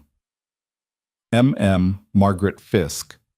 Lena almost didn't go. She was tired of secret meetings and cryptic messages and feeling like a pawn in games she only half understood. But she went anyway, because what else was she going to do? Go home and watch her life collapse in real time? Margaret was already there, sitting in the back corner with 2 cups of coffee. She looked like she'd aged 5 years in 2 weeks. Thank you for coming, Margaret said as Lena sat down. They suspended me. And Ethan. I know. I'm sorry. Did you know they were going to do this? I suspected. The interim board, they're not here to find truth. They're here to contain damage and protect the company's reputation. That means finding scapegoats. Margaret pushed one of the coffees toward Lena. You and Ethan are convenient targets, outsider and insider who both benefited from the chaos. It's a clean narrative. It's a lie. Truth and narrative aren't the same thing. You're learning that the hard way. Margaret pulled out her phone. I'm leaving the company. Resignation effective Friday. But before I go, I wanted to give you something. She showed Lena her screen. Emails, dozens of them. Communication between the interim board members and executives at other companies. Plans for restructuring. Conversations about selling off divisions. Discussions about bringing in new leadership. They're not trying to save the company, Margaret said quietly. They're trying to position it for acquisition. Break it into pieces and sell it to the highest bidders. Gregory might be gone, but his vision is alive and well. Can you send me these? Already did. Check your personal email. Margaret finished her coffee. I can't be part of this anymore. I thought I was protecting my family by making compromises, but all I did was help build a machine that devours people. You tried to stop it. That's more than most of us can say. I failed. Not yet, you haven't. Margaret stood. The FBI is still investigating. Agent Chen called me yesterday. They're building a RICO case. Racketeering, conspiracy, wire fraud. It's going to take months, but they're not giving up. Neither should you. After Margaret left, Lena sat alone in the coffee shop and read through the emails on her phone. Margaret was right. The interim board was systematically dismantling everything Ethan's father had built. In 6 months, the company would be unrecognizable. In a year, it might not exist at all. She called Agent Chen. Miss Hart, I was just about to call you. They suspended me. Put Ethan on leave. They're trying to bury everything. I know. We've been monitoring the situation. Agent Chen's voice was calm. This is actually good for our case. The more they try to cover up, the more evidence they create of obstruction. How is this good? They're winning. They think they're winning. There's a difference. Papers rustled on Chen's end. We've got warrants for financial records going back 10 years. We're tracking money through 3 countries and at least 15 shell companies. Gregory's been cooperating, trying to cut a deal. He's giving us names. What about Ethan and me? What about you? Are we targets? Agent Chen was quiet for a moment. Officially? You're witnesses. Unofficially? Some people in the Bureau think you knew more than you're saying, that maybe you orchestrated this whole thing to take down rivals and position yourself for a payout. Lena felt sick. That's insane. Is it? You went from assistant to director in record time. You exposed fraud that just happened to eliminate your boss's enemies. You're the one who conveniently found evidence at every critical moment. Chen paused. I don't believe that narrative, but I'm not the only one working this case. So what do I do? Keep your head down. Document everything. And trust that the truth will come out eventually. It usually does. That night, Lena sat with her mother and told her everything. The suspension, the accusations, the systematic destruction of everything she'd tried to build. Her mother listened without interrupting. When Lena finally ran out of words, her mother took her hand. Your father once told me that powerful people will always protect themselves, her mother said. They'll sacrifice anyone to maintain their positions. He was right about that. But he also said that eventually the weight of lies becomes too much to carry. Something always breaks. What if it breaks too late? What if they've already won by the time the truth comes out? Then you'll know you fought anyway. That's worth something. Lena wanted to believe that. But sitting in her tiny apartment, suspended from a job she'd fought so hard for, watching her name get dragged through speculation and insinuation, it was hard to see the value in losing with honor. Her phone rang. Ethan. Finally. Where have you been? Lena answered. Locked out of my own company. They confiscated everything. Phone, laptop, files. I'm calling from a burner. His voice was tight. Did they suspend you too? This morning, told me I'm under investigation for potential fraud and conspiracy. Jesus. I'm sorry. This is my fault. Stop. This isn't about fault. This is about them protecting themselves. Lena pulled up Margaret's emails on her laptop. I've got something you need to see. She walked him through the interim board's plans, the acquisition talks, the systematic dismantling of his father's legacy. Ethan was silent for a long time. When he spoke again, his voice was different, harder. "Where are you right now?" "Home." "Why?" "Stay there." "I'm coming over." He arrived 40 minutes later wearing jeans and a jacket Lena had never seen, looking more tired than she'd ever seen him look. He sat at her kitchen table, the same table where her father had once spread out his work and taught her to see patterns, and put his head in his hands. "I've lost," he said. "They outmaneuvered me, used my own moves against me. By the time I realized what was happening, it was too late. We can still fight this." "With what?" "They've frozen my assets pending investigation. I can't access company accounts. Half my contacts won't return my calls because they don't want to be associated with scandal." He looked up at her. "I have maybe 3 months of liquid cash before I'm broke. No company, no income, no leverage. They took everything. You have your daughter, your father's name, the truth. My daughter doesn't understand why Daddy can't go to work anymore. My father's name is being dragged through mud by people claiming he built this company on fraud. And the truth is apparently negotiable depending on who's telling the story." Ethan's laugh was bitter. "I should have taken the exit package when Gregory offered it. Should have walked away rich and intact." "You don't believe that." "Don't I?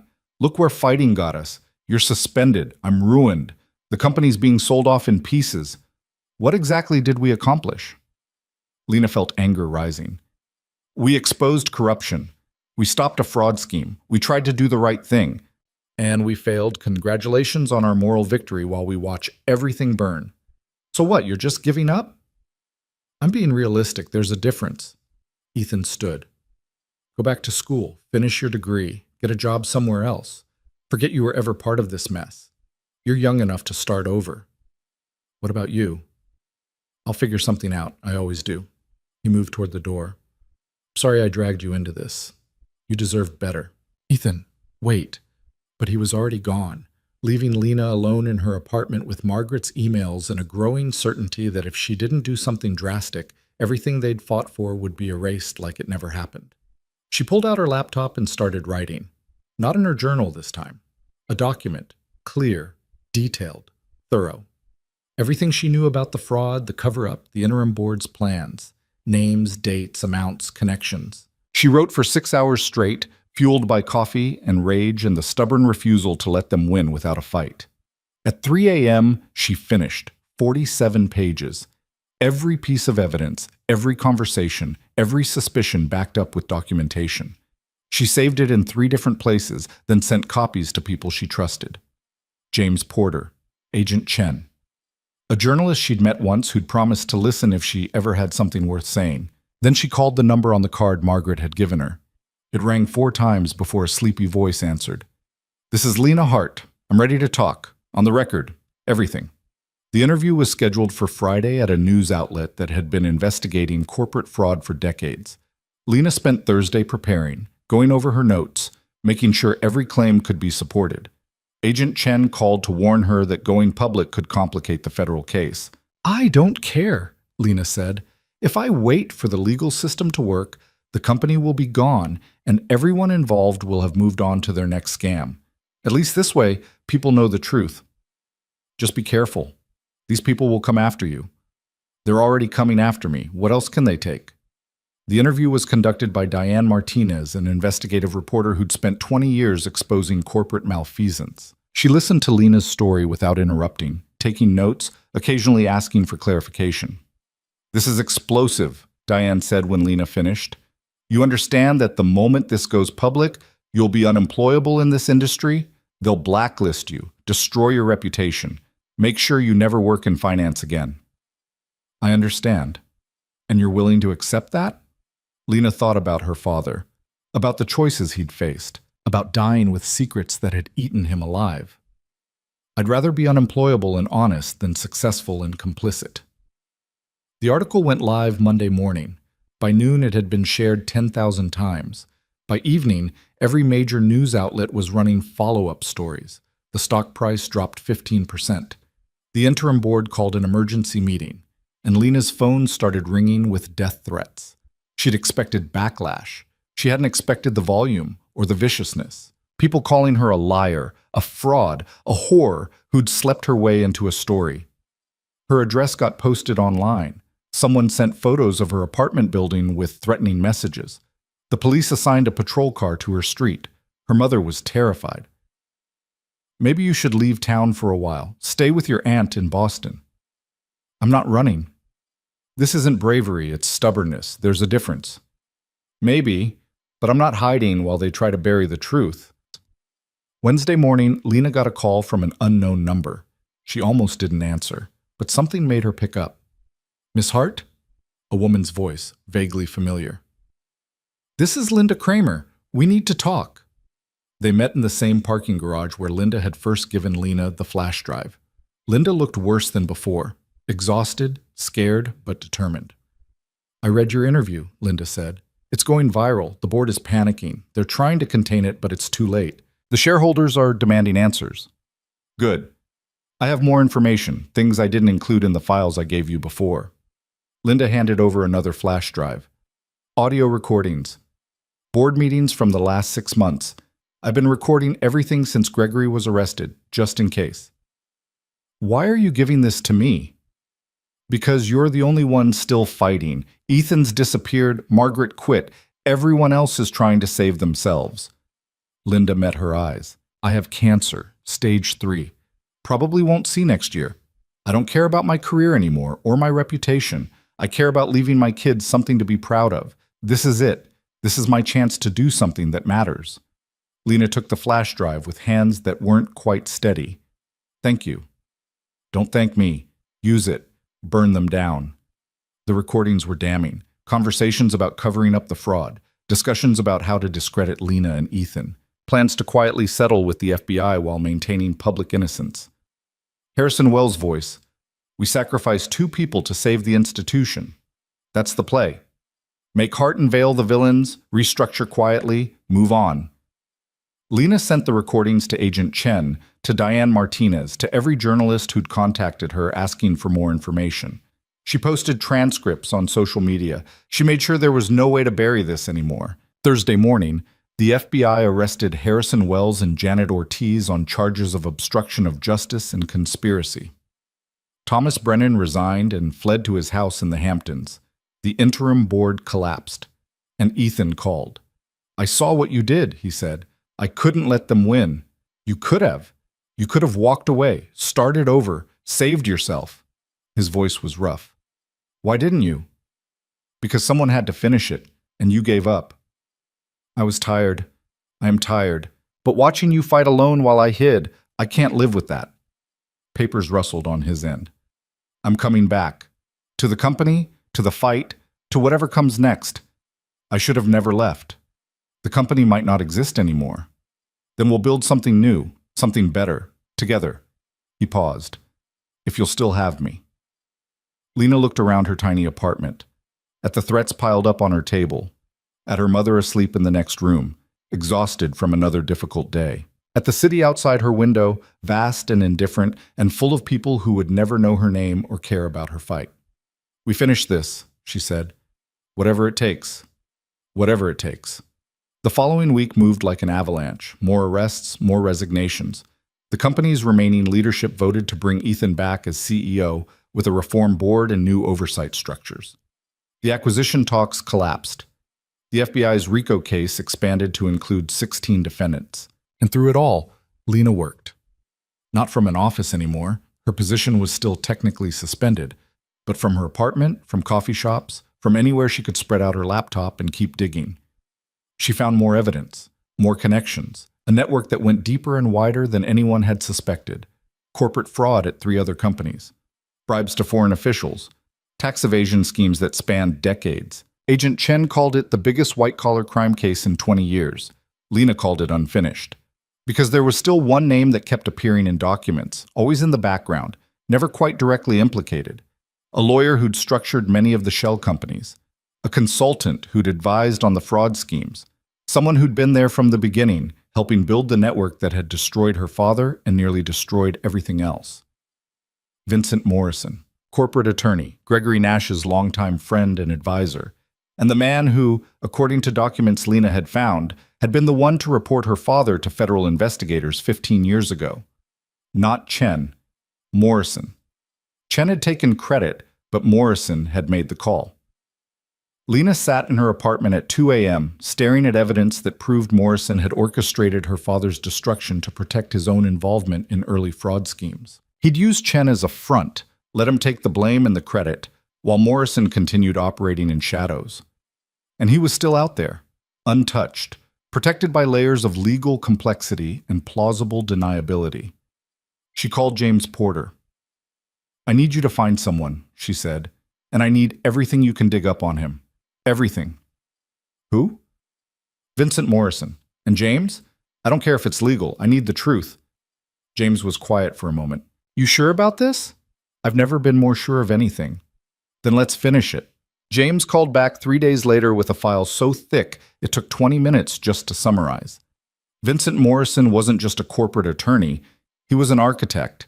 For 30 years, he'd been building legal structures that allowed wealthy people to hide money, avoid taxes, and commit fraud with just enough distance to claim ignorance when things went wrong. "He's untouchable," James said over coffee in a diner far from anywhere either of them usually went. "Or at least he thinks he is. Offshore accounts in 12 countries. Clients who'd go to prison before they'd testify against him. A legal team that makes the mafia's lawyers look like public defenders." "There has to be something," Lena said. "There is, but it's messy." James slid a folder across the table. "Morrison kept records. Not because he had to, but because he's arrogant. He documented every scheme, every structure, every client, called it insurance. If anyone ever came after him, he could threaten to expose everyone." "Where are these records?" "That's the problem. They're in a safe deposit box at a bank in Switzerland. Completely legal, completely inaccessible without Morrison's physical presence and biometric verification." Lena felt hope deflating. "So we can't get to them."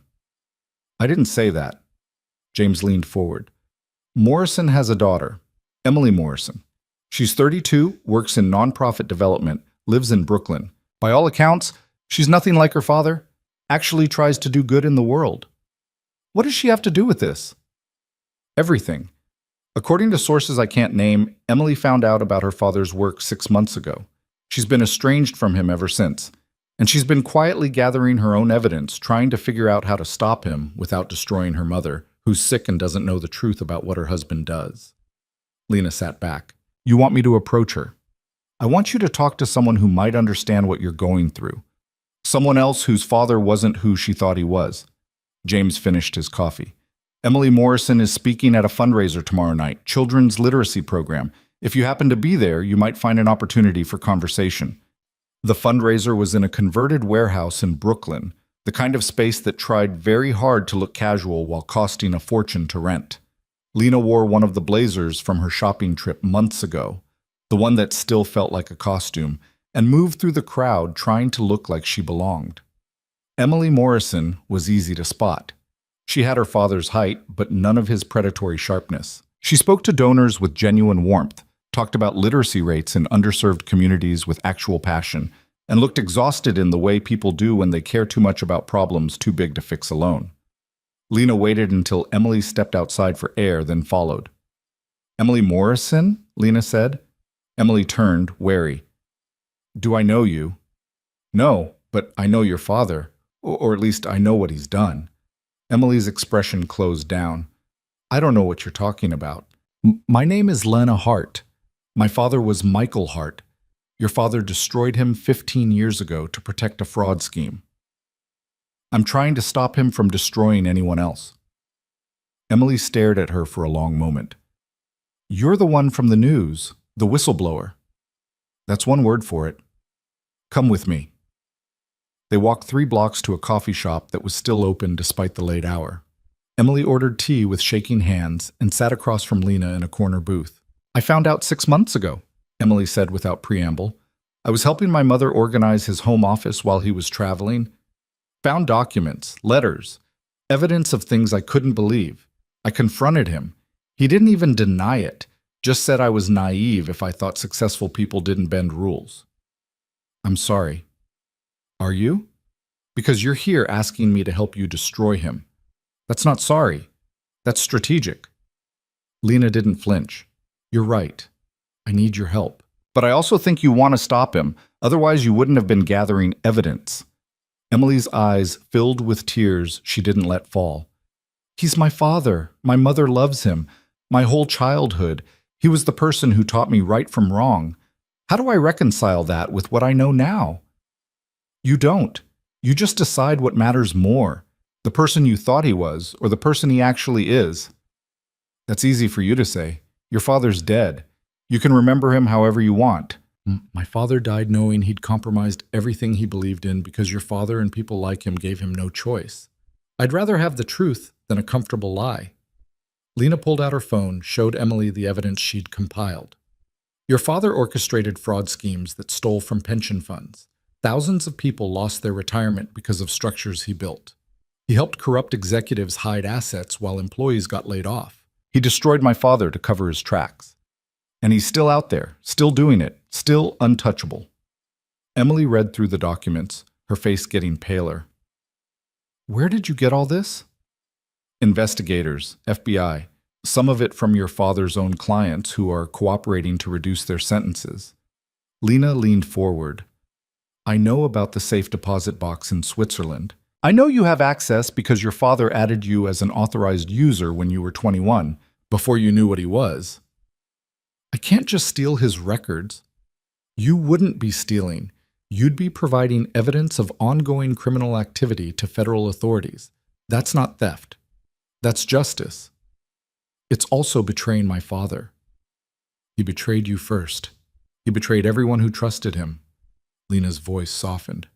I'm not asking you to do this for me. I'm asking you to do it for all the people he's hurt, for the people he'll hurt next if someone doesn't stop him.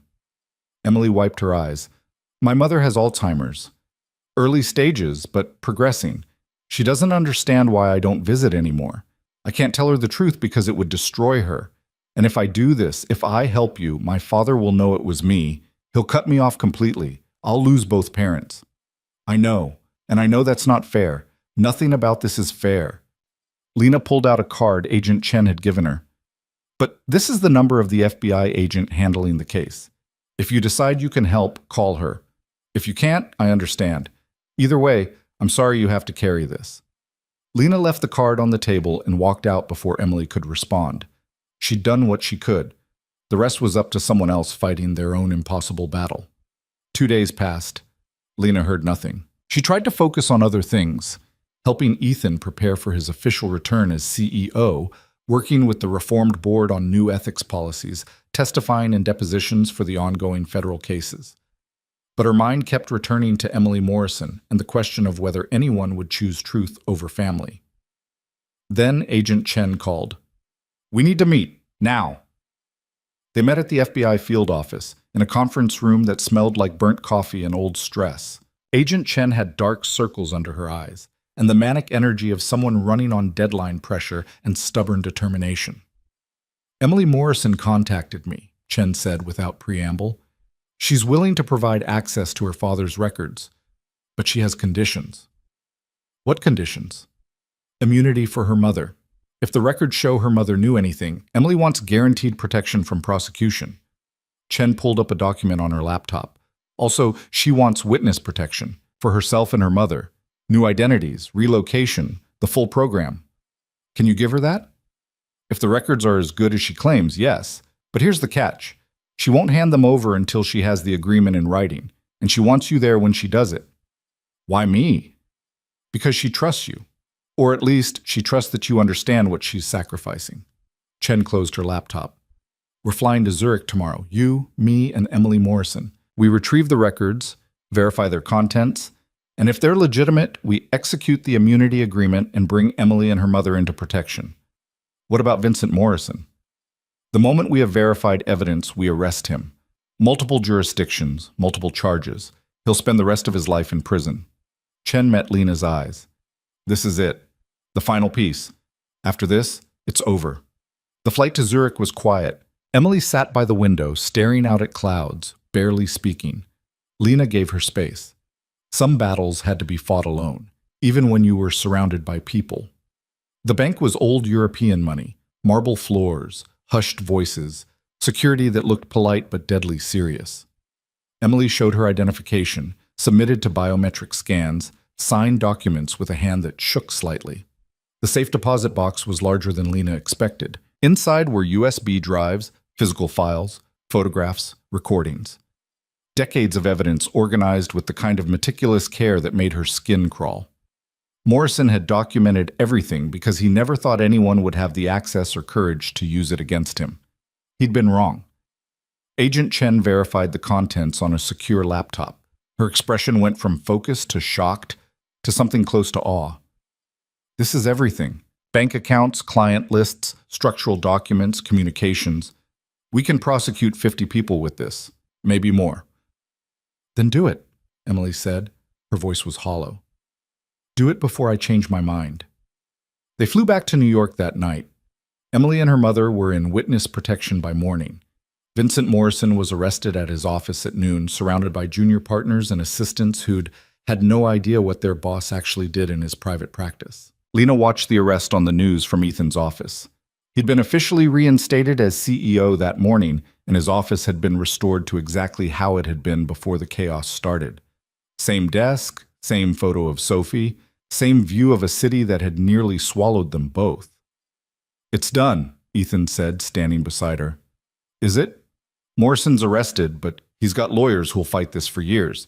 Chen and Nash will cooperate to reduce their sentences. Most of the board members who were involved will settle quietly. And the company, she gestured at the window. The company survives, but does it change? We make it change. That's what the new structure is for. Ethan pulled up documents on his computer. New board composition, outside oversight, ethics committee with real power, whistleblower protections. Everything we should have had from the beginning. And you think that's enough? I think it's a start. I think my father would have wanted us to try. He looked at her. And I think we need someone to run it. Someone who understands what happens when systems fail. Someone who's proven they'll fight for what's right, even when it costs them everything. Lena knew where this was going. Ethan, Chief Ethics Officer, new position, board oversight, investigative authority, direct reporting line to both the CEO and the external board. You'd have power to shut down anything that doesn't pass scrutiny. I don't have the credentials. You have something better. You have the credibility of someone who risked everything to do the right thing. You have instincts that found fraud our entire executive team missed. And you have my trust. That's worth more than any MBA. Lena thought about it. About her tiny apartment and her mother's medical bills, and the student loans she was still paying. About the threats she still received in the job market that had blacklisted her name. About starting over somewhere else. Building a different life. Trying to forget this ever happened. But she also thought about her father. About dying with secrets. About all the people who'd been hurt by the fraud, and all the people who might be hurt by the next scheme if someone wasn't watching. Okay, she said.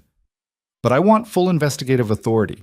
Any department, any executive, any deal. If I see something wrong, I can stop it. Done. And I want protection for whistleblowers. Real protection.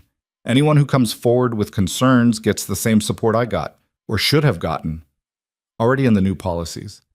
And I want a salary that means I can take care of my mother without choosing between medical bills and groceries. Ethan actually smiled.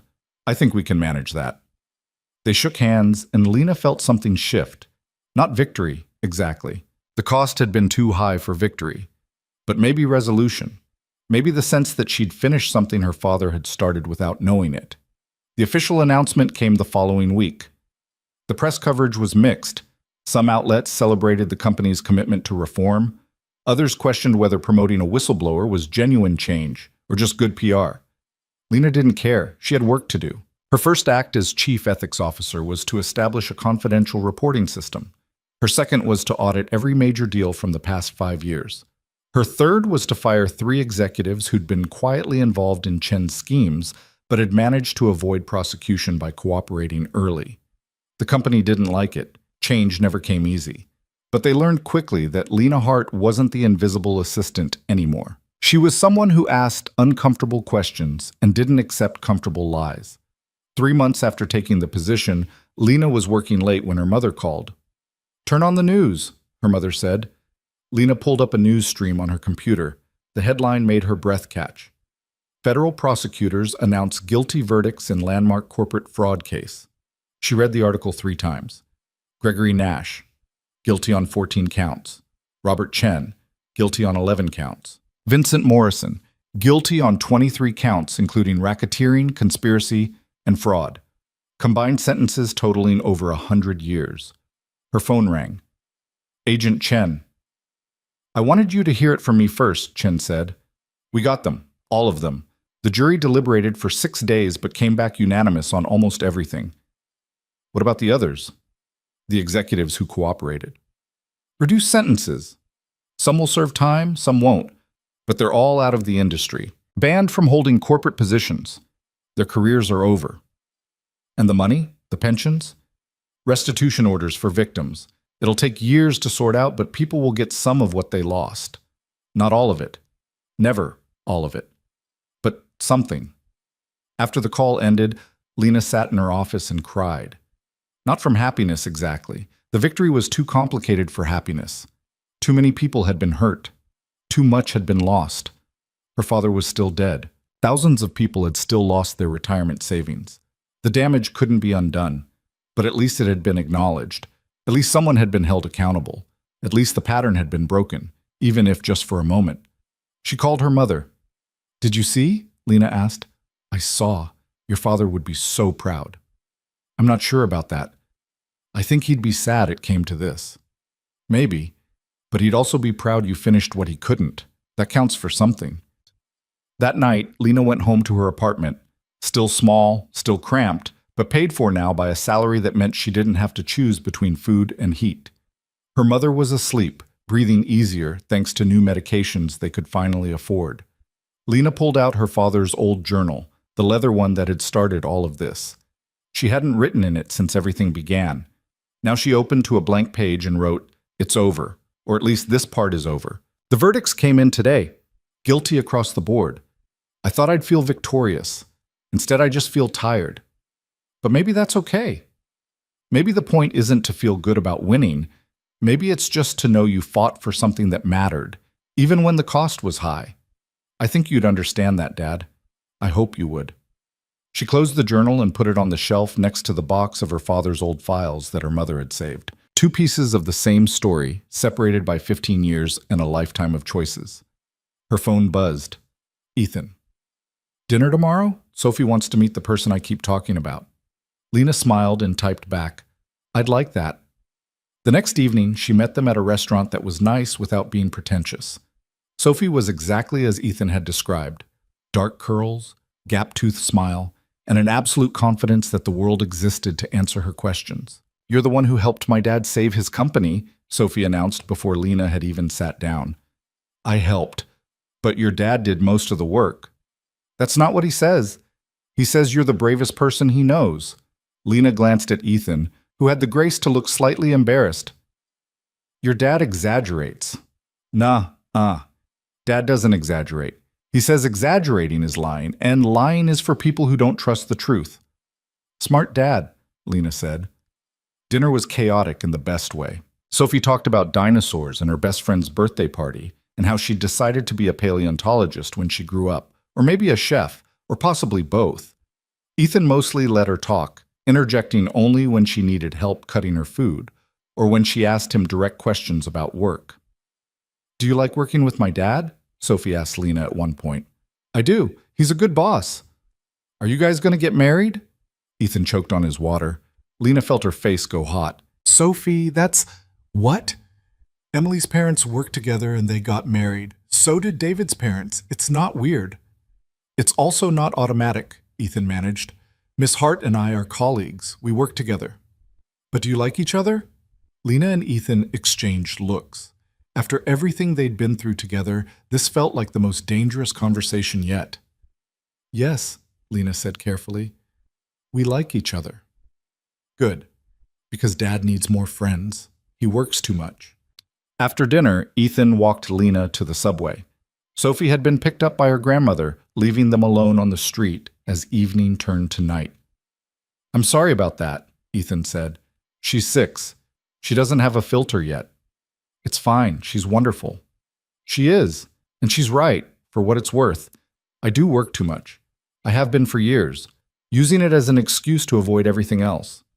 He stopped walking. But these past few months, working with you, fighting alongside you, it reminded me that there's more to life than board meetings and quarterly reports. Ethan, I'm not asking for anything. I know we've been through too much. I know the power dynamics are complicated. I know you probably just want to focus on your new position and taking care of your mother. He met her eyes. But I wanted you to know that you matter to me, not as an employee or a colleague, as a person I admire and trust and care about. Lena felt something complicated happening in her chest. This is a terrible idea. We work together. We've been through trauma together.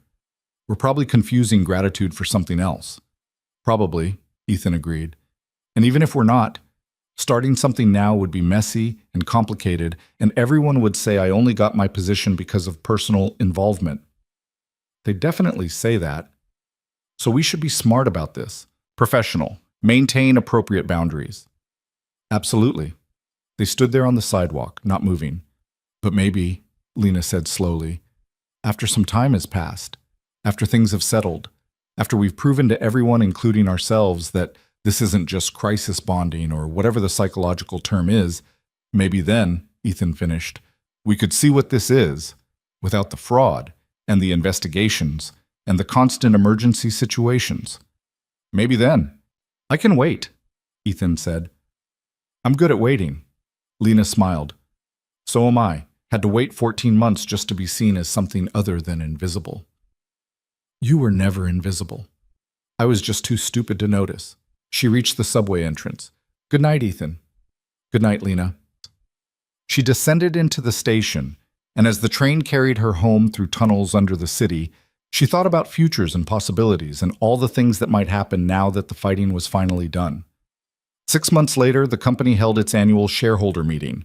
Lena stood on stage beside Ethan and the reformed board, presenting the new ethics framework and reporting on the progress they'd made. Transparency initiatives, whistleblower protections, independent audits, restitution to victims of the fraud. The shareholders applauded, some because they genuinely supported the changes, others because the stock price had recovered and they'd stopped caring how it happened. After the meeting, Lena found a quiet moment in her office. She pulled out her journal, the digital one now, safer, and wrote, "A year ago, I was invisible. An assistant nobody noticed, living paycheck to paycheck, carrying secrets I didn't know how to share. Now I'm standing on stages talking about ethics reform to people who used to look through me like I didn't exist. I'm not sure what the moral of this story is, that persistence pays off, that the truth always wins. Both feel too simple for how complicated everything actually was. Maybe the moral is just that sometimes you have to fight for what's right, even when you know it'll cost you everything. And sometimes, if you're lucky, you find people willing to fight alongside you. And sometimes, even more rarely, you actually win. Not cleanly, not perfectly, but enough. Enough to matter. Enough to make a difference. Enough to sleep at night knowing you didn't look away when it mattered most." Her phone buzzed. Ethan. Dinner? No agenda, no work talk, just dinner. She typed back, "Just dinner sounds perfect." That evening, she met him at a different restaurant. Quieter. More intimate. The kind of place people went for conversations that mattered. 6 months, Ethan said after they'd ordered. That's how long we said we'd wait. Technically, I said after things settled. Things aren't really settled. Things are never settled. If we wait for perfect conditions, we'll wait forever. Lena smiled. Fair point. So I'm asking, not as your boss, not as the CEO, as someone who's seen you at your strongest and your weakest and finds you remarkable either way. He reached across the table. Would you like to see what this is? Without the crisis? Without the pressure? Just us, figuring it out together? Lena took his hand. Yes, I would. Even though people will talk? People already talk. They've been speculating about us since the beginning. At least this way it'll be true. They talked through dinner about everything except work. About Sophie's upcoming school play.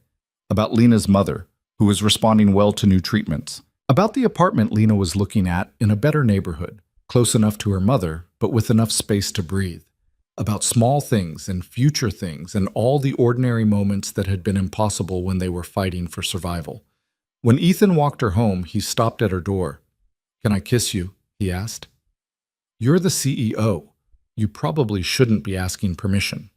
"I'm not the CEO right now. I'm just someone who really wants to kiss you, but wants to make sure it's actually what you want." Lena reached up and pulled him down to her level. "It's what I want." The kiss was soft and careful, and nothing like the dramatic reunion kisses in movies. It was tentative and slightly awkward and absolutely perfect because it was real. Because it was them, finally, without the weight of corporate fraud and federal investigations and life-or-death decisions. When they pulled apart, Ethan was smiling.